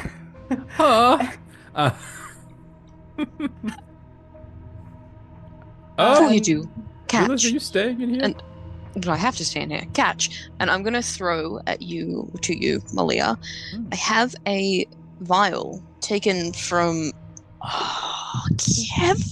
Can I ask you a Kyle? really quick question? I need to know the context real quick before you throw this vial at me. When's the last time we spoke to each other? Day before. When? Yeah. Yep. Yep. And was it when you stole the dagger from me? Yeah, after you stole Okay. the ledger from me. Great. Go on. Yeah, I'm gonna throw a vial at you that I took from Trabbit, possibly the wolfsbane with the whiskey in it. The whiskey with the wolfsbane in it, rather. From fucking Kyle. Yeah, but I think Well, that yeah, we took it from Trabbit. Trabbit was absolutely We choosing Kyle 100% intercepted him. at Riven's compulsion, I believe. Was the There are not many things that Malia is good at, evidently, thanks to everyone telling her she's not good at magic consistently. Well, But one thing she is really good at is being dexterous, for lack thereof better term. And as you toss this vial, you watch as she does not move for it at all. And it falls towards the ground. But at the very last second, just as it's about to hit the ground, she will attempt to grab it. I love that you say attempt because you left it to the last second. Are you gonna do the- I will make you roll a dex check for it. Yes. Are you gonna do I the knew Mila you would. Jovovich in Resident Evil Apocalypse, where you just like bounce it off your foot and catch it? No, I'm just going to bob and snatch. Bob and and Promethean, Mm. what does a 23 get me? Whatever the dexterous heck you want. Okay, great. So I bob and catch it at the very last minute and pick it up and hold it, look at you, stow it, and then just walk away, say nothing. Lilith also says nothing. Marvelous. All right, so Tinywing is aboard Malia's shoulder. Mhm. Sal, were you joining them on this little Yep. jaunt? Yep. Vermillion?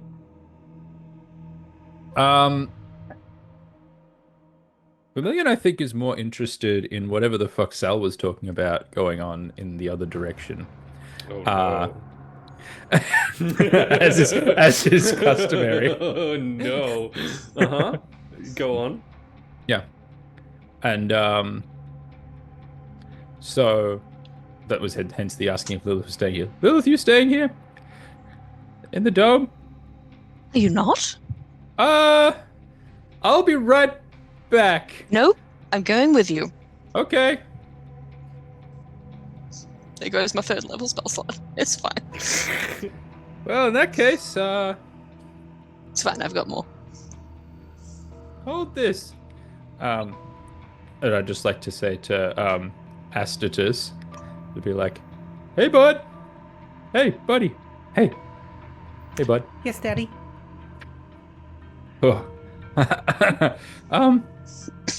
Go with. I'm gonna need you to go and hang out with the nice demon lady for a little bit. Just said I was coming with you. I know, but I'm gonna need you to hold on to her. Hold hold on to it with my mouth. No, just sit. You know, like no, like you sit on my shoulder. Go and sit on her shoulder, please. Okay, great. And he'll scamper immediately up Lilith's entire body to her shoulder then.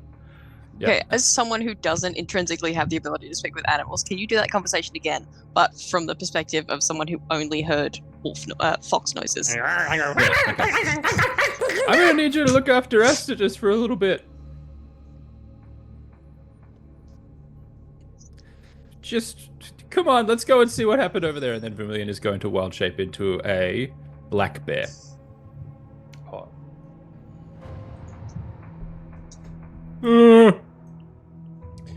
I immediately jump on your back. Because if I have the opportunity to not walk, Fair I'm enough. taking it. Fair enough. Okay, great. Lilith is now riding Vermillion. No. Vermillion. With Astidus riding Lilith.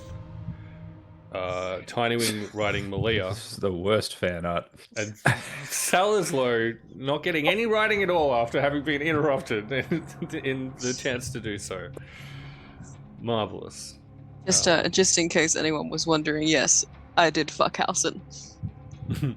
Same. Haven't we all? Well. Anyway. Lilith and the bear shooting off into the darkness. I would specifically like to see if I can smell. Do I want to smell Sal or do I want to smell what's her face? Vinara. I want to see if I can pick up Vinara's scent as a bear Because and try and follow the direction it went. It does smell so good. Hell yeah. As a bear, truly so easily to pick up the path of her scent that she and Sal initially took heading towards her grove. Caramel, floral, just truly Hot. delicious. And I'm going to have to get you to roll a wisdom check for me real quick. Like wisdom perception? Like wisdom save, rather. Oh, save. Okay, very good. Thank you. It's very important that we clarify what that is. With advantage, I believe, because this will be the charm effect. Oh, yeah. Great. So that first one's 22. Second one is also 22, so 22. So easily saved.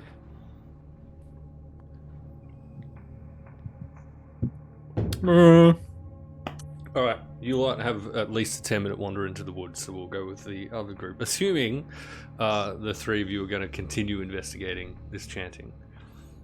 Absolutely. Okay, brilliant. They vanish into northward, into the Fey-bog. You all make your way back towards Mud-Eye Maggie's house and see the source of this chanting, which is about a dozen assorted creatures holding between them on some kind of fairly rudimentary stretcher what looks to be a measle, a truly grim, despicable, unfriendly looking creature that is writhing and yelling on this stretcher as it's being carried. And this little tribe is made up of bullywugs and kobolds and lizard folk and darklings. It is just a ragtag collection of assorted creatures from hereabouts, carrying this measle, kicking and screaming, and they continue their chant. 3 times 3, 9 by 9, thus the veil is drawn to find. 9 times 9 and 3 by 3, the 7 blood, a living key. As you emerge, they drop a new verse to this chant. Blood and death and 3 white hands will know Varel the hour we're damned. And then they go back to the first verse, and this continues, and they repeat those 2 verses as You also watch drop that in a this written form somewhere. procession. Correct, I can. I will. I think Malia would be paying really close attention to Tiny, who is sitting on her shoulder. and seems to be the most enthusiastic about this. So just kind of like darting glances between yourself, Tiny, and this ragtag bunch. Still, like hearing the second verse will just be racking his brain in regards to knowledge that he might hold from his home. Whether any of these phrases, any of these words, especially with the second verse being added to the first, whether or not there's any extra context which means anything of relevance to him. Roll me a. Give me an Arcana check. Varel, you will all recognize immediately as a term that you are now intimately familiar with as being interpreted as either instruments of prophecy or which was Velkior's specific take on the interpretation of that term. And from his perspective, it was a correction to an older interpretation that applied it specifically to only people. So I got a 23. For the Arcana check? Excellent. Anyone else want to jump in on that? Actually, no, we'll leave it with just Sal. The term three white hands, Sal, is something of a taboo term throughout the Feyblog. Used to refer to a entity rumored to exist deep within the bowels of the world in the Underdark. An entity that was once a god that in some way lost their divinity. And in the process of having lost that divinity, or as a consequence of having lost that divinity, found themselves trapped below the world. And was rumored to be responsible for carving out the vast tunnels that make up the Underdark of the material realm. Their symbol being three white hands, and the specific name, without knowing what their true name or even anything close might be, they're most often referred to as the King Who Crawls.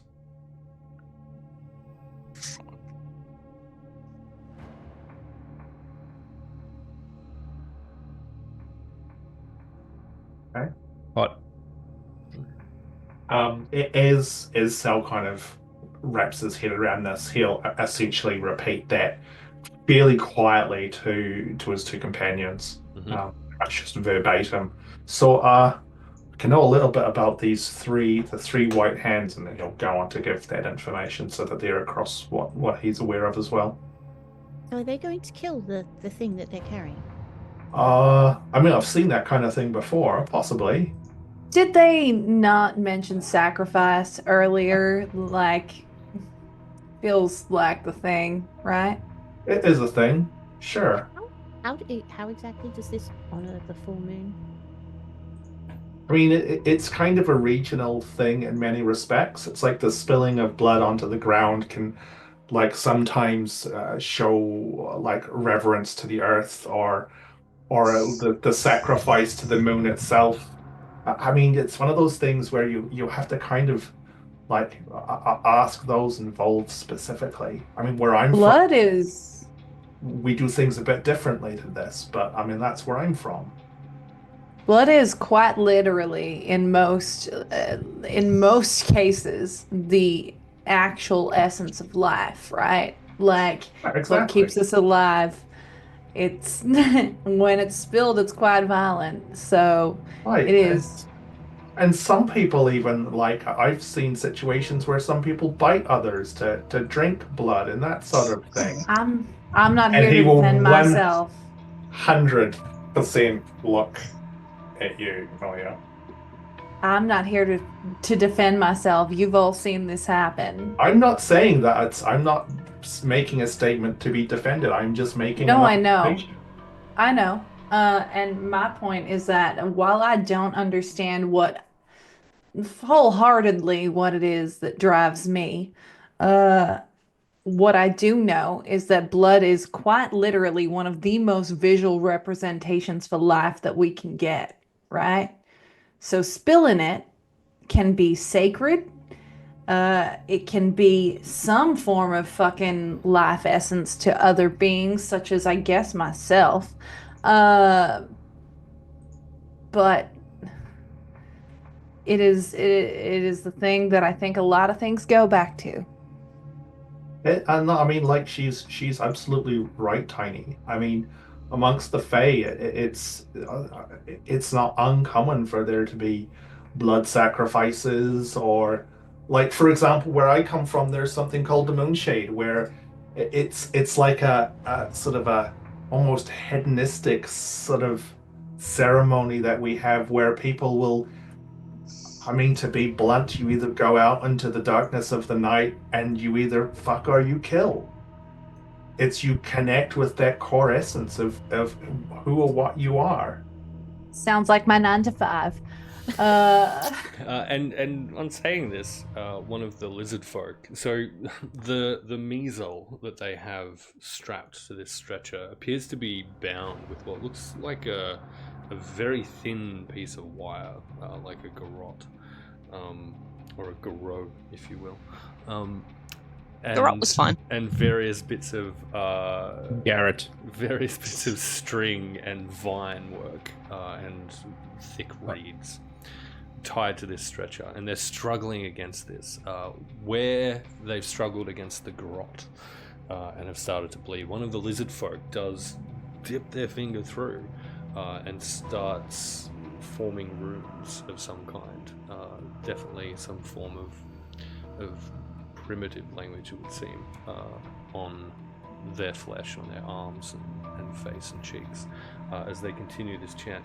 And over the course of, let's say, the next 10 minutes, they will cycle through the entirety of this chant, and then we'll jump to the other crowd after you've learned all of this. I'll pop each of these verses into both chat and Discord once we're through. So the entire chant, Could you sing it to us? I will not, because they're not singing, they are chanting. Can you rap it?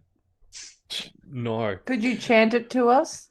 It's Gregorian style? It begins anew and continues through. 3 times 3 and 9 by 9, thus the veil is drawn to find. 9 times 9 and 3 by 3, the 7 blood, a living key. Blood and death and 3 white hands will know Varel, the hour we're damned. A scroll of tongues, a book of names, the rife of oath and rife of shame. The undead heart of the haven tree, an echo of divinity. A song of sorrow from the heart of woe, the gift of she who death did know. 13 moons and 13 bells, 13 souls released from hell. 13 days and 13 signs, 13 nights of that which shines. When the kiss of ages walks again, all know ruin, gods and men. Daughters, fate, fae, and foe will be consumed by what death doth know. And I will throw that in its entirety into both Discord and chat so you can have a good read through. And we will cut on over. Hang on, did you make that chat up by yourself, or is that like from a source material? Because you made that up. Fuck so fucking hard. That's fuck so hard, dude. Hey, thanks. One last thing. Salislo, Tinywing, and Malia, you'll hear this measle start yelling out for Palos. And we will cut back over to Lilith and son of a bitch Vermillion trudging a good really 10 minutes into the Fey-bog, following the scent of this Elena May Venara, and you come upon the glade, and here with your big old bear nose, Vermillion, you were able to ascertain this is definitely where Sal kind of got turned around and spun out. You can even smell still just the slightest little bit of fear in the air around you, both from Venara and Salislo. Exclusively from Salislo. It's just a little nice.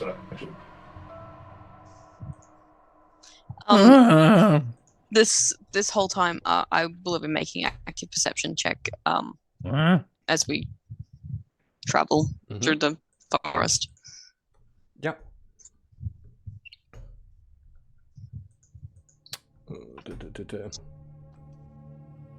It's cool. That's a big number. That's like the biggest number you can roll on a dice. So 7. 100. Whoa! I rolled the D100 for no reason. What'd you roll? So perception is +8, and then with guidance being +4. So I rolled a 32 for perception. Yikes! Incredible. Lilith. Actually, Vermillion, do you want to roll perception as well? I want to see how comparatively you perceive this area. Sure, I feel like I'm going to be using pretty much exclusively smell because that's what the bear is for. Mm-hmm. Which gives me advantage on perception checks to do with smell. So you'll get just smell-based descriptions with that. But yeah, absolutely take that advantage. But Smell also, I descriptions. will have shared with Vermillion because I'm assuming that the sun's starting to go down. I will have shared my Twilight, Eyes of Twilight with Vermillion, so you've got the 300 feet of dark vision. Hell yeah. Also, I get a 26. Nice. Okay, amazing. The first thing that is immediately apparent to the both of you is what appears to be truly a large number of corpses underneath the water of this glade that you've come into. Yeah. Yeah, that tracks. The second thing that becomes immediately apparent is the absence of anything even remotely resembling danger.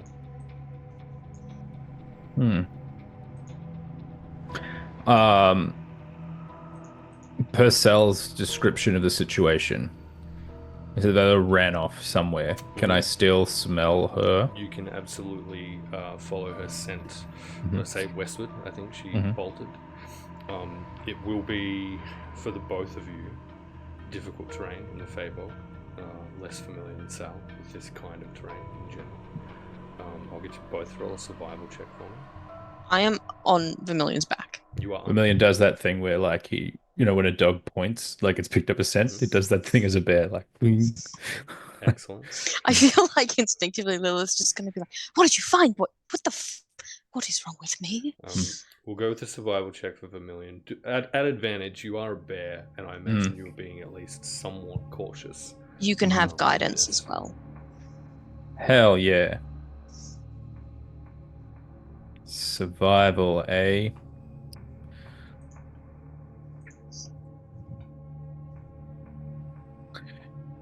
Plus guidance. On a D4 real quick.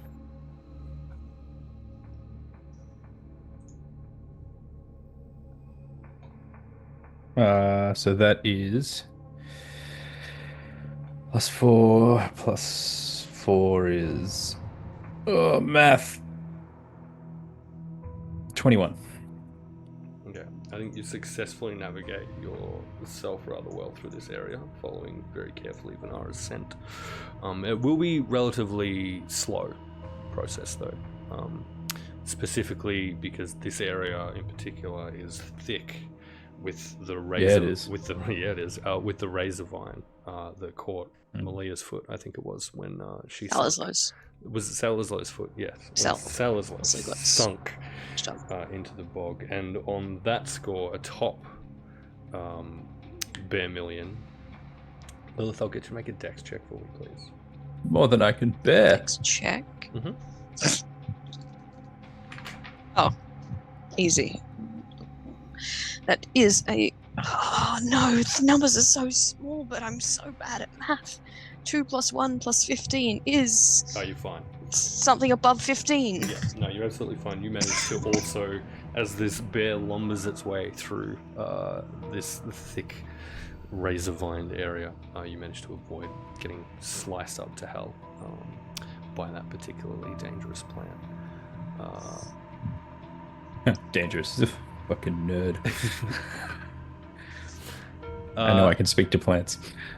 A couple of minutes into this direction of your journey, one of the Myamols, the long-clawed, grey, long-eared, fanged and fungus-ridden creatures that effectively were very similar to kind of hounds, I guess. When Venara escorted you to the area, one of these creatures comes crashing out of the dense vegetation in front of you, and seeing you skids to a stop immediately, breathing heavily, truly severely injured, and falls before you at your feet, seemingly dead. That seems bad. From its wounds, starts leaking what is clearly noxious, sort of like a green-brown tinged kind of liquid. And if you want to progress, you're either going to have to make let's say, an athletics check to jump. Prestidigitation. Oh, okay, great. Surely it would just sink into the bog. Surprisingly not. Lilith prestidigitates the shit out of it, and you continue your journey. I would also, during this travel, I'm feeding like little bits of dried meat to Astidus, if Astidus will take them. And I'm also gonna like ruffle Vermillion's little bear ear and be like, "Hey, you're doing okay," and just like the awkward like little fist bump. And Vermillion, you have bardic inspiration now. So for the next 10 minutes, you can add a d6 to. I should also point out this black bear has like a green mohawk. Yeah. As is tradition, but I feel like we all know this by now. Obviously. Yeah, I'm holding on to it like reins. Hell yeah, hot. Brilliant. A couple more minutes in, as you make your way past this poor Mayamol, you will both hear, very similarly to Sal, it sounds very much some distance away. And I think with your bear ears, Vermillion, you could probably put it just on the outer edge of your location of, say, 100 feet. And I'll have you both, please, also roll a wisdom saving throw.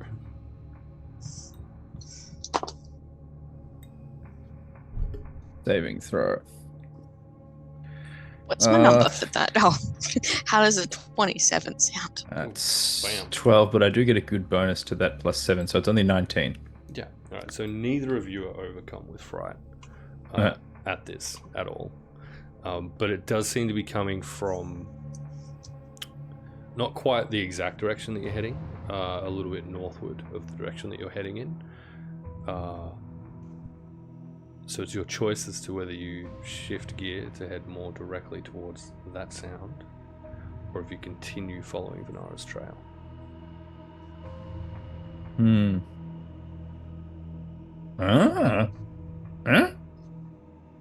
Well, I don't know.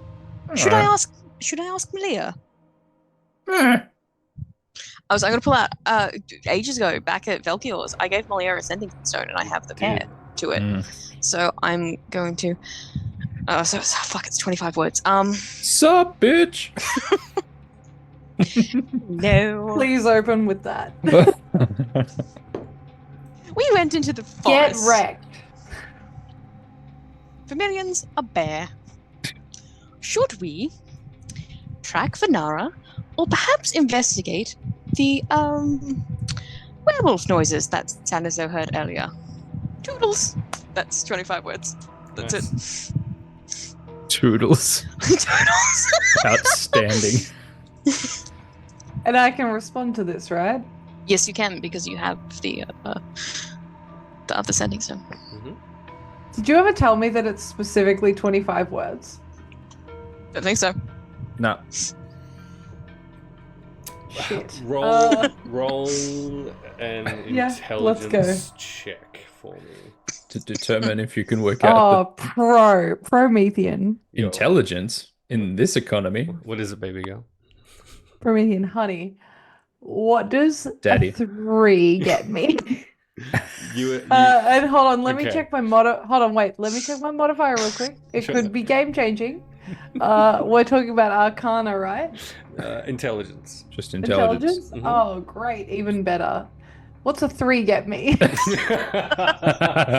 Excellent. A 3 gets you I think this is a rock. the fact that it has never occurred to you to discuss the parameters of the usage of this tool whatsoever. Do I know this rock is magical? Who knows? Yes, You we do. have used You- it before. I'm have- joking, you guys, have been- please. No, you're not. You're so not.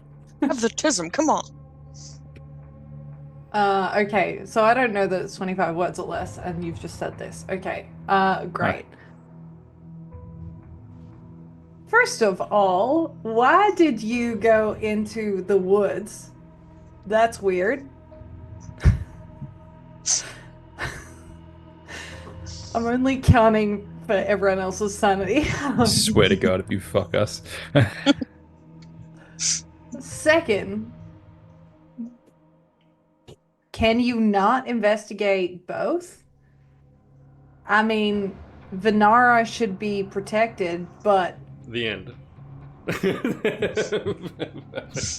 Keep going. Tell the other 3. Just have Yeah, this I full want to conversation, know what do the it. rest you would have Yeah, said was. we wouldn't that know, but they those hear two that we would say. don't, because you're just talking well, to the is stone. it verbal? Yeah, Is it and verbal out no, loud no. so the rest of the Yeah, people yeah. can hear? And we will come back to the 3 of you at Yeah, this point. great. Yeah. And the rest of what you would have heard, the 2 of you, seeing Malia grab the stone is, but also, like, you should definitely try and find out what's going on with those wolves and howling and that sort of shit, because it's all important, really. There's truly so much we could find out. Tiny's gonna tap you on the cheek.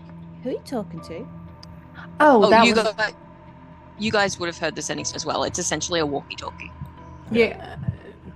I mean, just she sounds a little warbled sometimes, but that was Lilith. Was. Didn't they just say her cousin's name here? Yeah, I was avoiding telling her that on account of last time she encountered him, she like ripped something out of his head. And I don't think that's worth that mean- tempting again. Does that mean we're going to see her pretty mad face again? Listen, I'm okay with seeing any of her faces as long as she gives us context and shares what the fuck she's feeling before she just starts ripping shit out of people's heads, you know? Yeah, I can agree with that. Listen, I'll be so honest with you. If I'm gonna kill someone, I'm gonna tell you I'm gonna do it. And I hope you would really all do extend appreciate me. that. I hope you would all extend me the same very courtesy. I still haven't killed somebody, so Well, one day you and I can have a little. No, we won't do that.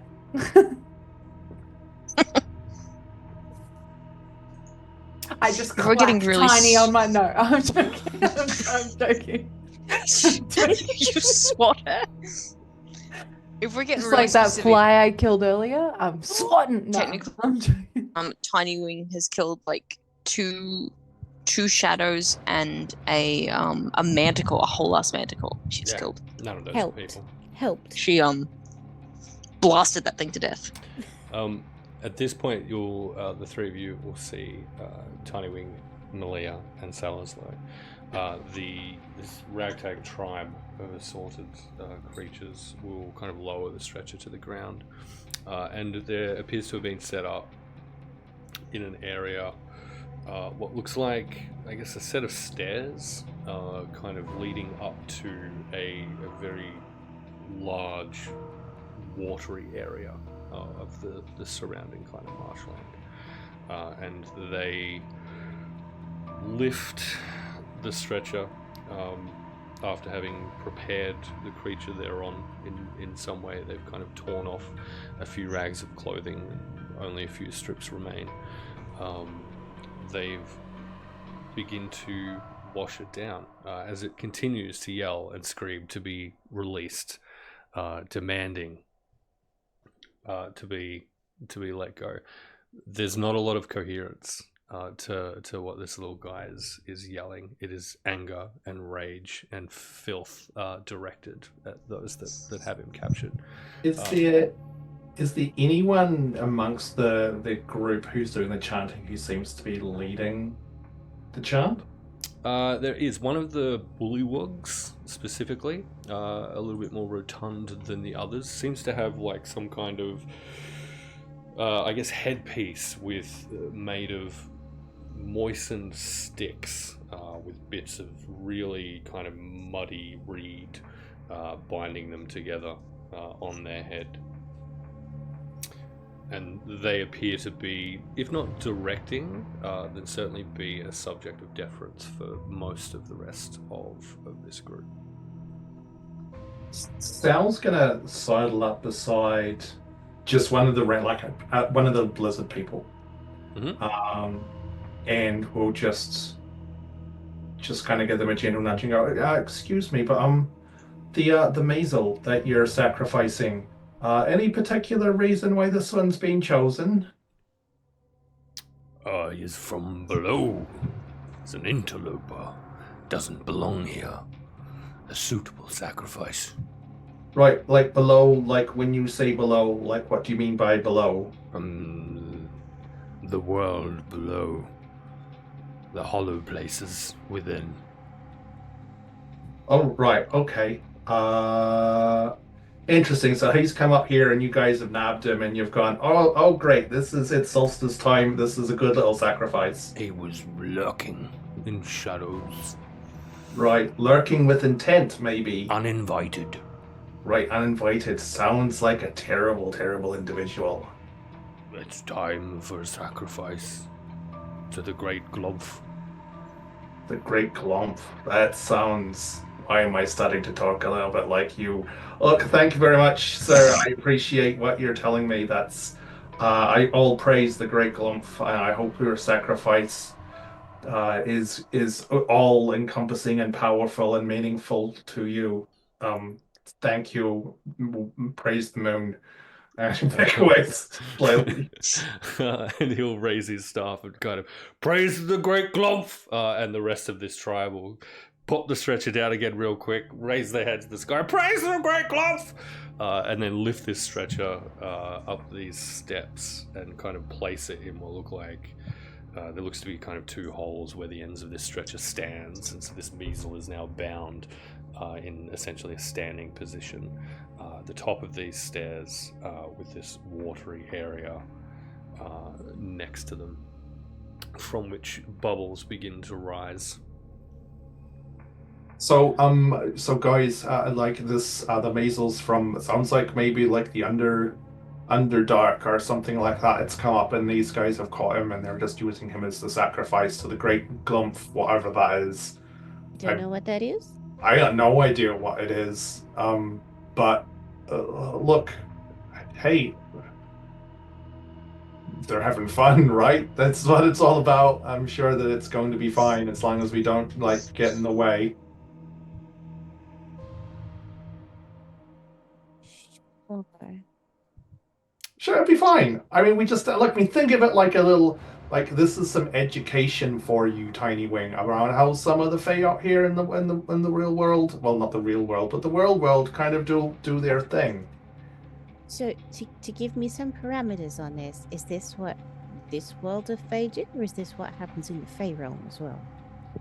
Like, look, everywhere it's like different countries. Like, depending on where you go, they'll do different things. So you It's might not go... just.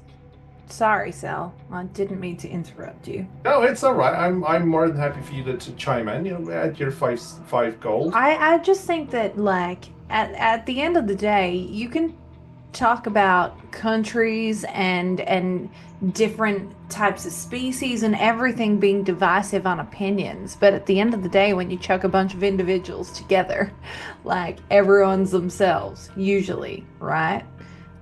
So how is there ever any way to determine how anyone's gonna react or do this sort of a fucking ceremony? I don't Like, fucking know. See, I'd actually kind of argue that it's the opposite. When you get a bunch of individuals and you put them all together, they become like a giant group thinking amorphous They mass. can. You're right. They can. But also, everyone has their own motives at the end of the day. They do, but again, like you get a whole bunch of people and you put them together, and their motives often kind of all end up aligning. And if they don't, they end up like the measle who's stuck up But there. So is this Allow not more me- about tradition than motives, though? Well, I We're mean, going to go down that route. Tradition influences, motive drives, is what I would motive has say. certainly got it. I mean, tradition can be an awfully great motivator as well. So Let me counter you for a second, Sal, because allow me to give you the most accurate representation that I think we can all relate to, and that's that we have all been thrown so truly together as a bunch of individuals, and look at us not being like-minded at all. oh no, I mean, in certain situations that's correct, but you've also got to look at the period of time that we've been together. It's been comparatively short, and so as such, It's been a time. it's been a time. But again, like our motives, our desires, our traditions haven't aligned. When you've got people like this, they've probably been together. They've got a culture that's been around for hundreds, if not thousands, of years, and so you get a much more combined groupthink kind of approach where Okay. people all start to believe and think the same way, and you'll always get the individuals, but when you put people into a situation like this, especially something so passionate as like the solstice, then everyone kind of gets wrapped up in that in the moment. I mean, again, like going back to where So what is it specifically? So the Because answer there's to got to my be a question is, single. this is what these Fae do, not all Fae. this is what these Fae Thank do. you. Like I said, like where I come from, we do something different, and it becomes from beliefs. Doesn't mean you can't have individuals like Malia here. Like, I mean, she's going to go and do things differently to what you do and what I do. But when I go home, there's certain elements of my culture that are inherently important to me. And I'm with those people. And honestly, I will get wrapped up in what is being presented when we worship things like the coming of the spring, or like I said before, when things like moonshade, it's the power of the people gets drawn together in a way which is it's kind of hard to explain if you've never really sort of experienced it. So, Sal, what is it that is this equivalent to you?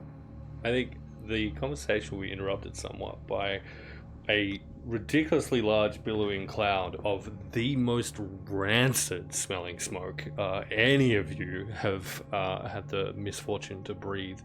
Sorry, guys. Just kind Is this dead person smoke? blown into the middle of you all, and beside you, Sal, there'll be just this kobold, just a random straggler from the tribe who's not particularly into what's happening over there, just absolutely sucking down on this like homemade swamp cigarette of some kind. Kind of looks up at you. Make a real fucking good point, man. And we'll jump back over to the bear and Lilith. Lilith and the bear. It's Lilith and the bear. Sorry. This green mohawk bear so- and Lilith find themselves in a swamp. Either Yes. So we would have heard the response from the sending stone, and it would have been like a. Well, you heard her. We should probably not care too much about Vanara, and we should go and investigate the wolf. It should be dead. If it's Riven, we definitely Kaori definitely killed it, and that was real Kaori. That wasn't my bastard cousin Kaori. I will point out Vermillion will not have heard this.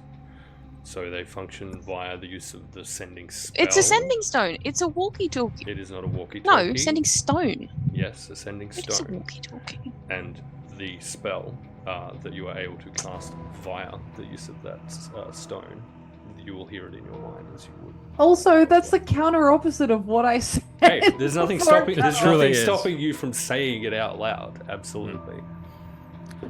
But the receiver will hear it in their mind while holding the stone, as per the spell. Oh, the receiver. Fucking D&D movie lied to me.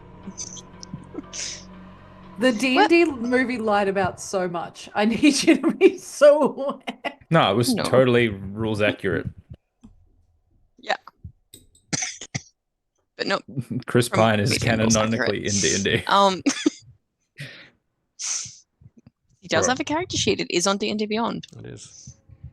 But yeah, I'll just be like, well, she said probably we could check both out, but doesn't really matter. And I don't like Venara, so the wolf?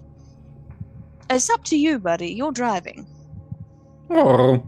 I'll just give him a little pat on the top of the head.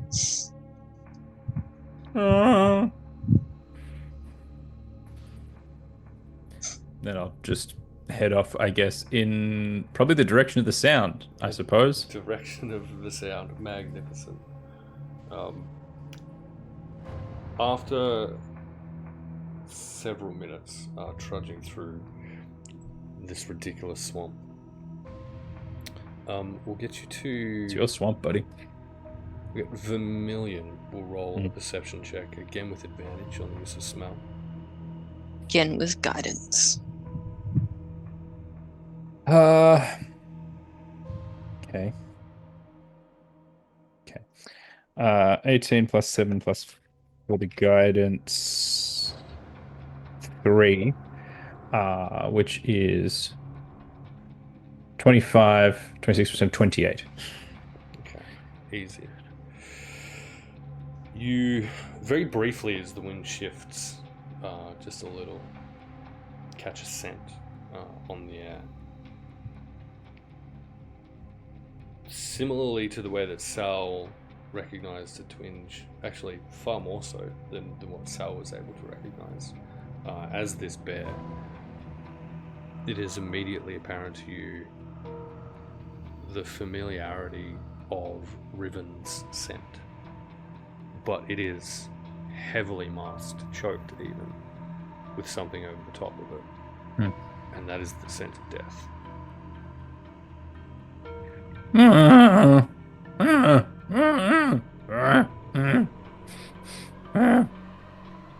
I understood that perfectly. I think all the time that this has been going on, Lilith has just been complaining about Palos and what a dick he is. And like the audacity of this man to infiltrate the party. Listen to it. Yeah, you have to listen to it. I think it's like, yeah, I'm like kind of like stretched out, like laid out on top of him with like head in my chin in my hands, and I'm just like, and honestly, I cannot believe that he thinks that I would just let him get away with it. What do you think? And then just Very good stopping, point. We just should hunt him and stopping kill him. exactly when I pick up the scent. And then I guess, Lilith, you probably noticed that Vermillion becomes a little more agitated. Yeah, when you start sniffing, that's when I cast guidance. I'm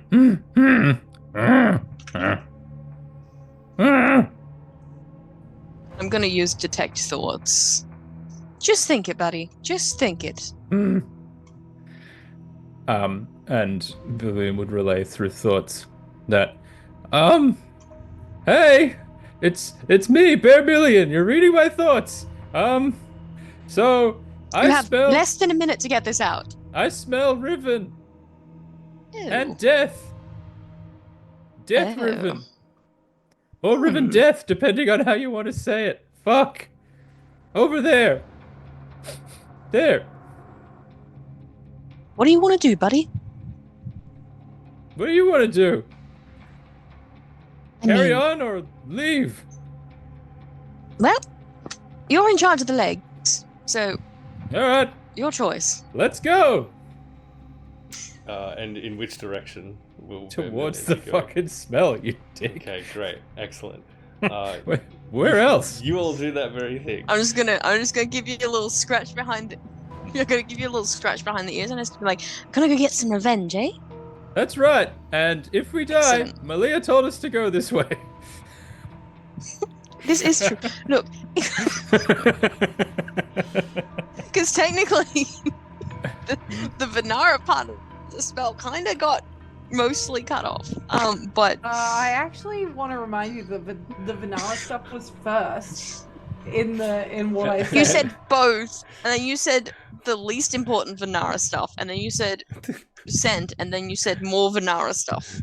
No, what I said was you should go and protect Vanara, but also And is then, what I and then said. it cut out. Yeah, Yeah, true. as I said, least important Vanara stuff. Hey, at this point in Lilith's time, interpretation of what Malia said is all that Vermillion was told. while these two buffoons go crashing through a swamp, looking for some We're kind of actually very fucking wise. That's the funnier part. bad boy. Bad naughty guy. We'll go back to the other three. Essentially, Tinywing, Salislo, and Malia. As the sun kind of starts to get to setting, it's been pretty late afternoon for a while now, and the sun is getting real low, big guys. Yes, and it Daddy. begins its long descent below the horizon. From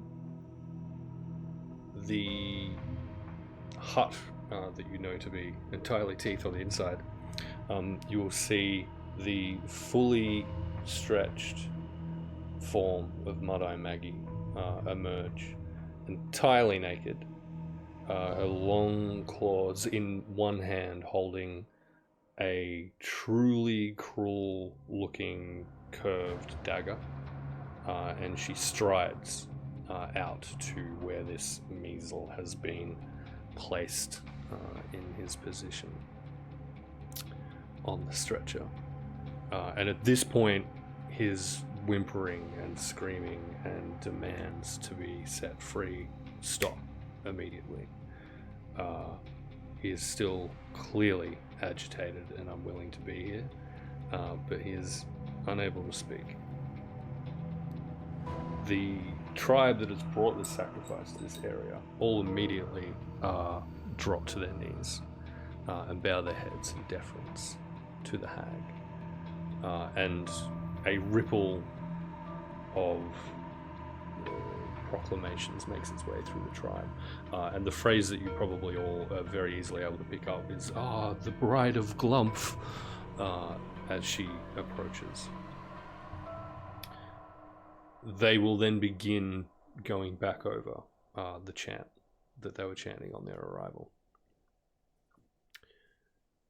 I think Malia would very quickly look at Tiny, who, assuming is still sitting on my shoulder, would say,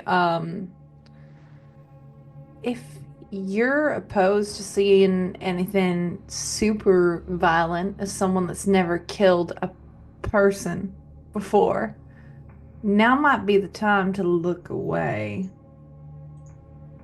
It's a dragon. How hard can it be? I like your style.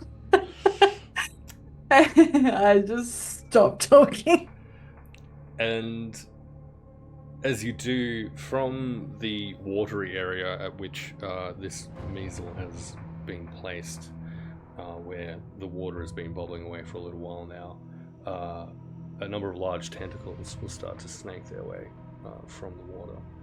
And Sal, you probably recognize what this is most quickly and easily.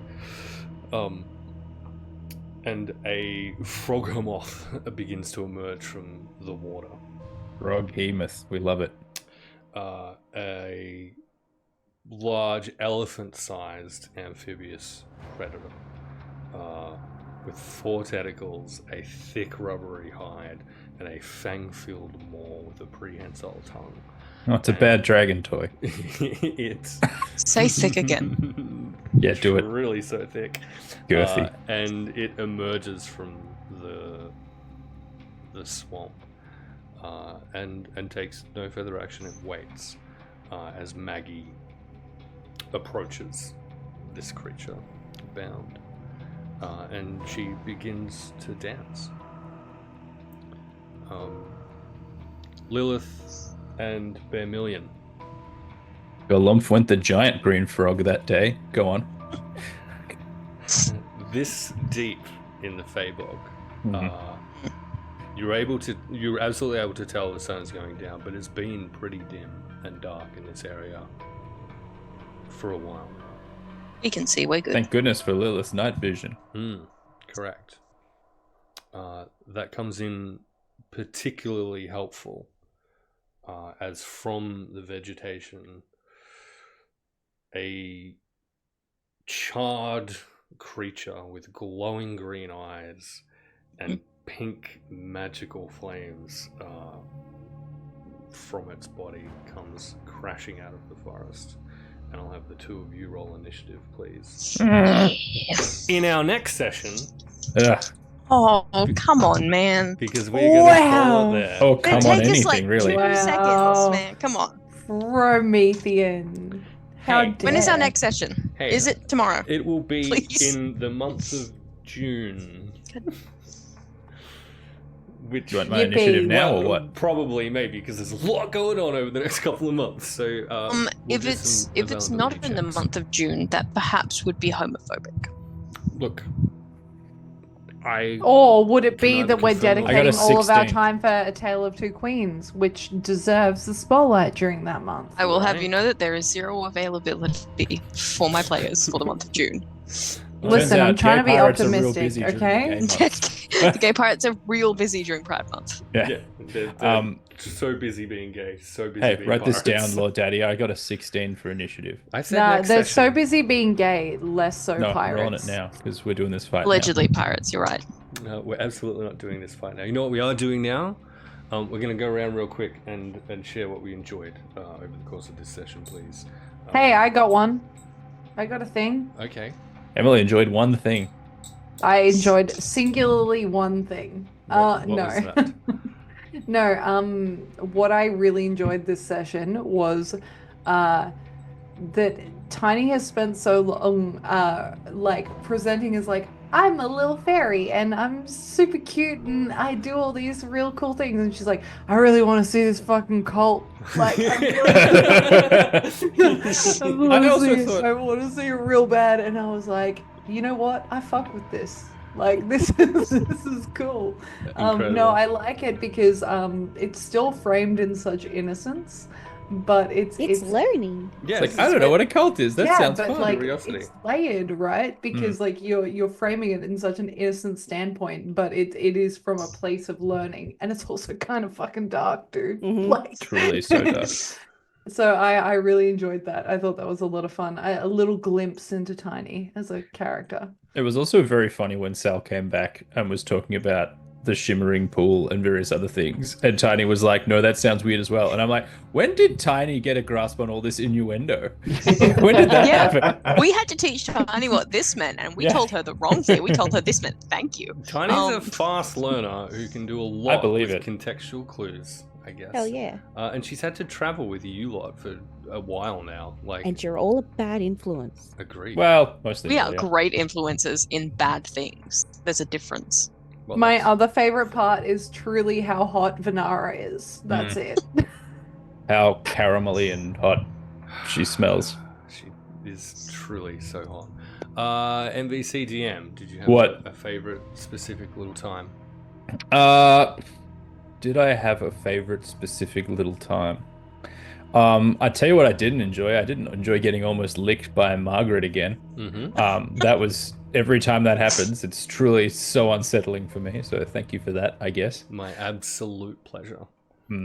I did enjoy that Lilith went along with Vermillion's plan to just go in the exact opposite, wander for the second time, wander into the woods without everyone else, in the pursuit of an unknown sound or wolves. This is actually the exact repetition of what happened last time, Pretty much. except Hey, worse, probably. But you're being very obedient. You're not going alone.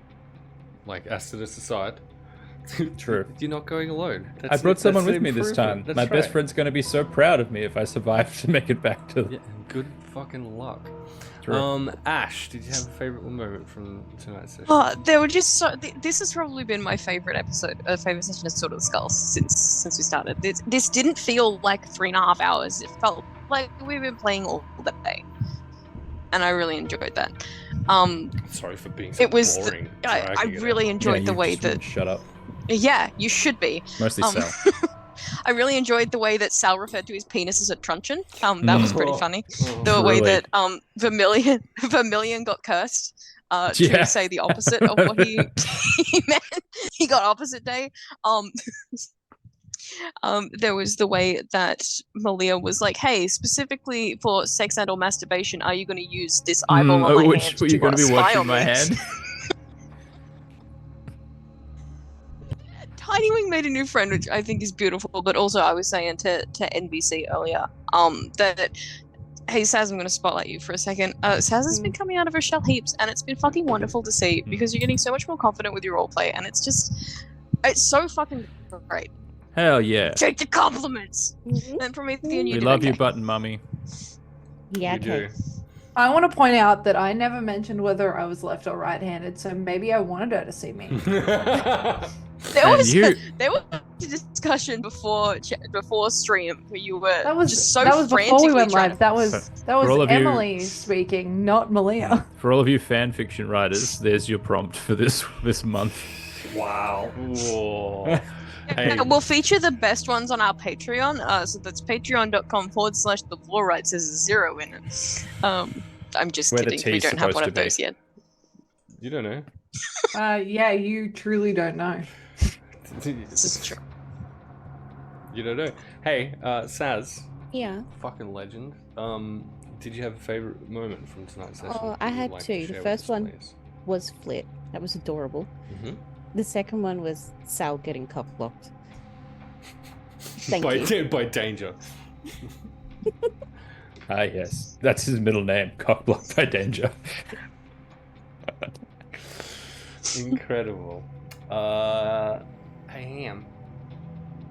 Ham. It's me. What was your favorite moment? Ham from the session? truncheon. And the truncheon. DM. Ham the Truncheon, the DM. Look, there were just lots of cool parts. I'm digging all of the little tasty little lore nuggets that Lore Daddy is sprinkling around his campaign Big souffle. Same thing with Saz in regards to it's cool you Saz just getting out there a bit more and hearing more from Tinywing.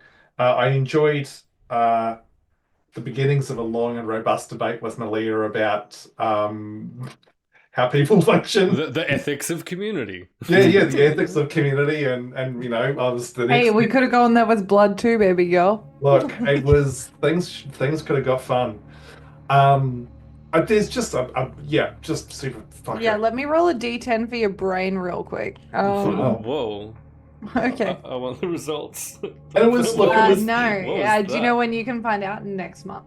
Wow, and just also Vermillion and Lilith running off absolutely in the direction that Sal ran away from into. Is it not better to keep the two potential werewolves together so that you don't have a werewolf over there and a werewolf It's over also there? because we're better than you. I also Yeah. want anyone in the chat, like, if this turns into Twilight, what team are you? Yeah, good point. Team Malia. Hello. Thank you so much. Team Vermilith or team whatever the fuck you guys want to call yourselves. No. Vermillion is such a good one. Damn, that's so fucking good. Hey, Lord Daddy, Yo. Lord Puppy. Yo, What was your favorite moment? I got to show off this bad boy on my skin. Okay, but aside from that, No, we get it. You've got tattoos now. Thank It's you. fine. Yeah, thank you. Hey, He's no, edgy. I'm so Congratulations, you are just like most of the people here. I'm a late bloomer. Okay, just leave me alone. Wow, no, his innocent skin has been penetrated. Go on, continue. I truly enjoyed the burgeoning friendship between Flit and Tinywing. I thought that was absolutely amazing and magnificent. I also enjoyed Ham deciding, entirely unexpectedly, mind you, I absolutely did not expect Salislo to just be immediately into what the heck ever with Norrens. That was Obviously being led into the woods to be I murdered. need you to know how so jealous I am. I'm so jealous. Look, dude, it was like it's. You can be murdered too, it's fine. It's a Fae thing. I mean, of course, Sal's gonna go. Look, this is what we do, man. So jealous. I'm The so upset. true. Look, Sal was trying to go 2 for 2 for insanely hot NPCs. So Mhm. Yeah. Good work. I enjoyed the NBC, the way you specifically handled the curse that was imposed upon you, you did real good. It was real fun watching you do backwards words And still be a menace. and still be a menace. It's one of the reasons I love you. And What are the other reasons? Name them alphabetically. they're not safe for Twitch. True. And I properly loved Lilith having a chance to ride Vermillion as a bear. Lilith, Don't ever phrase it like that again. It's very queer coded. Lilith the Bear Rider, I guess, is the new title that she is now. Yeah. The bear rider, Listen, because I'm fucking the bird is fully workshopping it. naked. Yeah. I've sent, just so you guys know, I've sent Promethean like a wish list of things that I want for Lilith, and the top of the list is Daenerys Targaryen level of titles. So Bear I just rider want to have is like up a there. 700 word long introduction Hey, for when Pro, Lilith, if Yo, Lilith finally yo, did you forget to compliment anyone? maybe. No, I think you got everyone. I'm pretty sure I got everyone. Okay. No, I think you got everyone except for me. No, I reckon I think I've got everyone who. I think you better did be something really cool. fucking nice to Emily because she's wonderful, and give her a fucking compliment right now because I do have your address and I will send you a glitter bomb. Absolute sad. Oh, Percy. This is who you're being mean to. Dude, I'm sorry. No, wait. The absolute sass with which Malia dealt with Lilith, particularly in light of like the recent days of the relationship, was fucking brilliant. I love that. Just how hostile and toxic the relationship between these two is becoming. It's going to make it so much hotter when you kiss. And What? And I think Malia's contribution to that, like, ethics of community conversation, because it's not the first time Malia has jumped in with that kind of a conversation, and it's similar to the thing Emily was saying earlier about layers. Like, it's a cool little layer of Malia's that she seems to be so invested in those kinds of concepts. I fucking love that. Suck it. Hey, you know what else I really loved? That is a compliment. Yes. That we're gonna raid out to someone who I'm almost positive is still currently live. Yep, they are. Speaking of which, hey, let's roll for dragons. Thank you again Correct. for doing that thing. Beautiful, gorgeous people. Does anyone want to do a quick little shout out before we wrap up and raid out? Anyone have anything interesting upcoming? I have so in the much immediate coming future? up. Can I Yes. shout it out? Yes, you absolutely. No. Hey. Okay. Wow. I will. You folded so I quickly. will remove NBC from the call if necessary. Hey, could you do that? No, I'm joking. Hey, we have a brand new episode of This Is Your Questline coming Oh, up. yes. Not this Tuesday, next Tuesday. Hell yeah. It's gonna be with D20, who's gonna Oh be no. it's gonna be portraying Betraying? Marcus Atticus Drody. Immediately following, the next week after that, we have the next episode because we're going back to back. We're trying to get in before I move in June, so I'm going 2 weeks in a row. Just pounding them down. With Tammy, who is Tolera79, who plays Scarlet in my campaign. So we're going back to back with Echoes. Whoa. But there's also like a bunch of stuff that's gonna happen over on Split the Party. There's a brand new thing that I'm organizing currently that's also happening with Split the Party. Keep an eye out, I guess. There's a charity and then- event this coming weekend. Yeah, there's a charity event coming this weekend, which I was gonna be at, but I'm emergency being flown to another state instead. Liquid. Yeah, so Pro, can you shout out the charity event? Hey, absolutely. Split the Party TV and friends at Fortress Melbourne, Saturday and Sunday, the 17th and 18th of May, raising money for Cure Cancer. Tickets are free. As part of You can be in the audience. Correct, the Superhero Streamers campaign from Cure Cancer.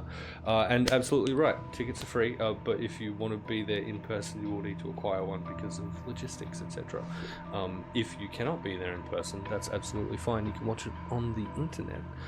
Either way, you can absolutely contribute funds to mess with players at the table. There'll be 3 games each of those days. It's going to be a hell of a fun time. There'll be so much hot sauce involved. I'm in one of those games. Which game? I'm not telling yet. I'll You don't need to tell us the name of the game, but what day and like time slot? It will be Sunday, the game that I'm in. Same. Great. It's Oh. Ooh, ooh. Oh no! I don't know if it's the but same do you know game, what? but I Do you am know in what a else Sunday is? game. Do you know what else is coming? Is the me. the digital games. One of which I will be hosting. Ah, yes, the online games. Correct. It's and this was asked of me today and is already fully formed, which is really exciting. Whoa. Hey, if you want to see Promethean or MVCDM do anything wild, let me know. Because Whoa. you're both playing in it, and I will destroy both of you. Bet. Last and certainly not least, on the 30th of this month is the next episode of Echoes of Divinity, and it's gonna be a spicy Echoes. one. It's gonna be a spicy one because I've had too much time to cook I between feel like it's sessions. been so long. I have had too much time to cook. Y'all played on the 4th of last month, and I have had over a month to cook on this session, and I've had too many ideas, so you're all fucked. I'm so ready. Also, if you happen to be in the Ballarat region, the 22nd Yeah, you have a whole thing. of May. That's a region? It is, well, there's a region around it. Feel free to check out Tales from Rat City, presenting an historical Call of Cthulhu. Promethean, is there a way we can digitally watch this on session? stage. There absolutely is, but you still need to use Eventbrite to get yourself the thing to do it. I've thrown a bunch of stuff for that up on socials and will continue to do so in the weeks leading up to it. It'll be a fun time. It's suffragettes versus eldritch horrors, so that's never not going to be cool. Hey, does Lorites have any other programs that are going to be airing soon? I know we've spoken about A Tale of Two Queens, but is there another program that The you guys Lorites air? has so much going on. The Lorites, in addition to A Tale of Two Queens, which despite availability, we are finding ways to proceed. You'll also be able to watch, speaking of Call of Cthulhu, Hallowed Penumbra, run by Tolera79, our new little Call of Cthulhu shindig, which has been super fun so far, and I can't wait to see truly what mischief awaits the investigators next. Hey, we can read out to Friendly here. Yay! Yay! Hope everyone here has the coolest of evenings, if it is indeed evening for you. Have you gotten shorter? Why are you so small? I'm slouching. I was wondering if your seat slowly just like... Yeah, it is. That's what I'm He's noticing. He's our short king. It's a He's doing this, depressed he's going- slouch after having my ego so violently bruised for being Listen. proud of my new tattoo. Well, don't fucking show it off then. Just get through the itchy phase and then we'll talk. It's actually genuinely fine. The itchy phase is Now. not the fun phase. That's a yucky phase. Hey, everyone When say it all good- starts peeling off and shit. is. Yeah. Everyone say It is goodbye. hell. And tell chat how cool they are. Bye, Lord What if- Daddy. What if we don't want to? If we don't say goodbye, do we just stay here forever?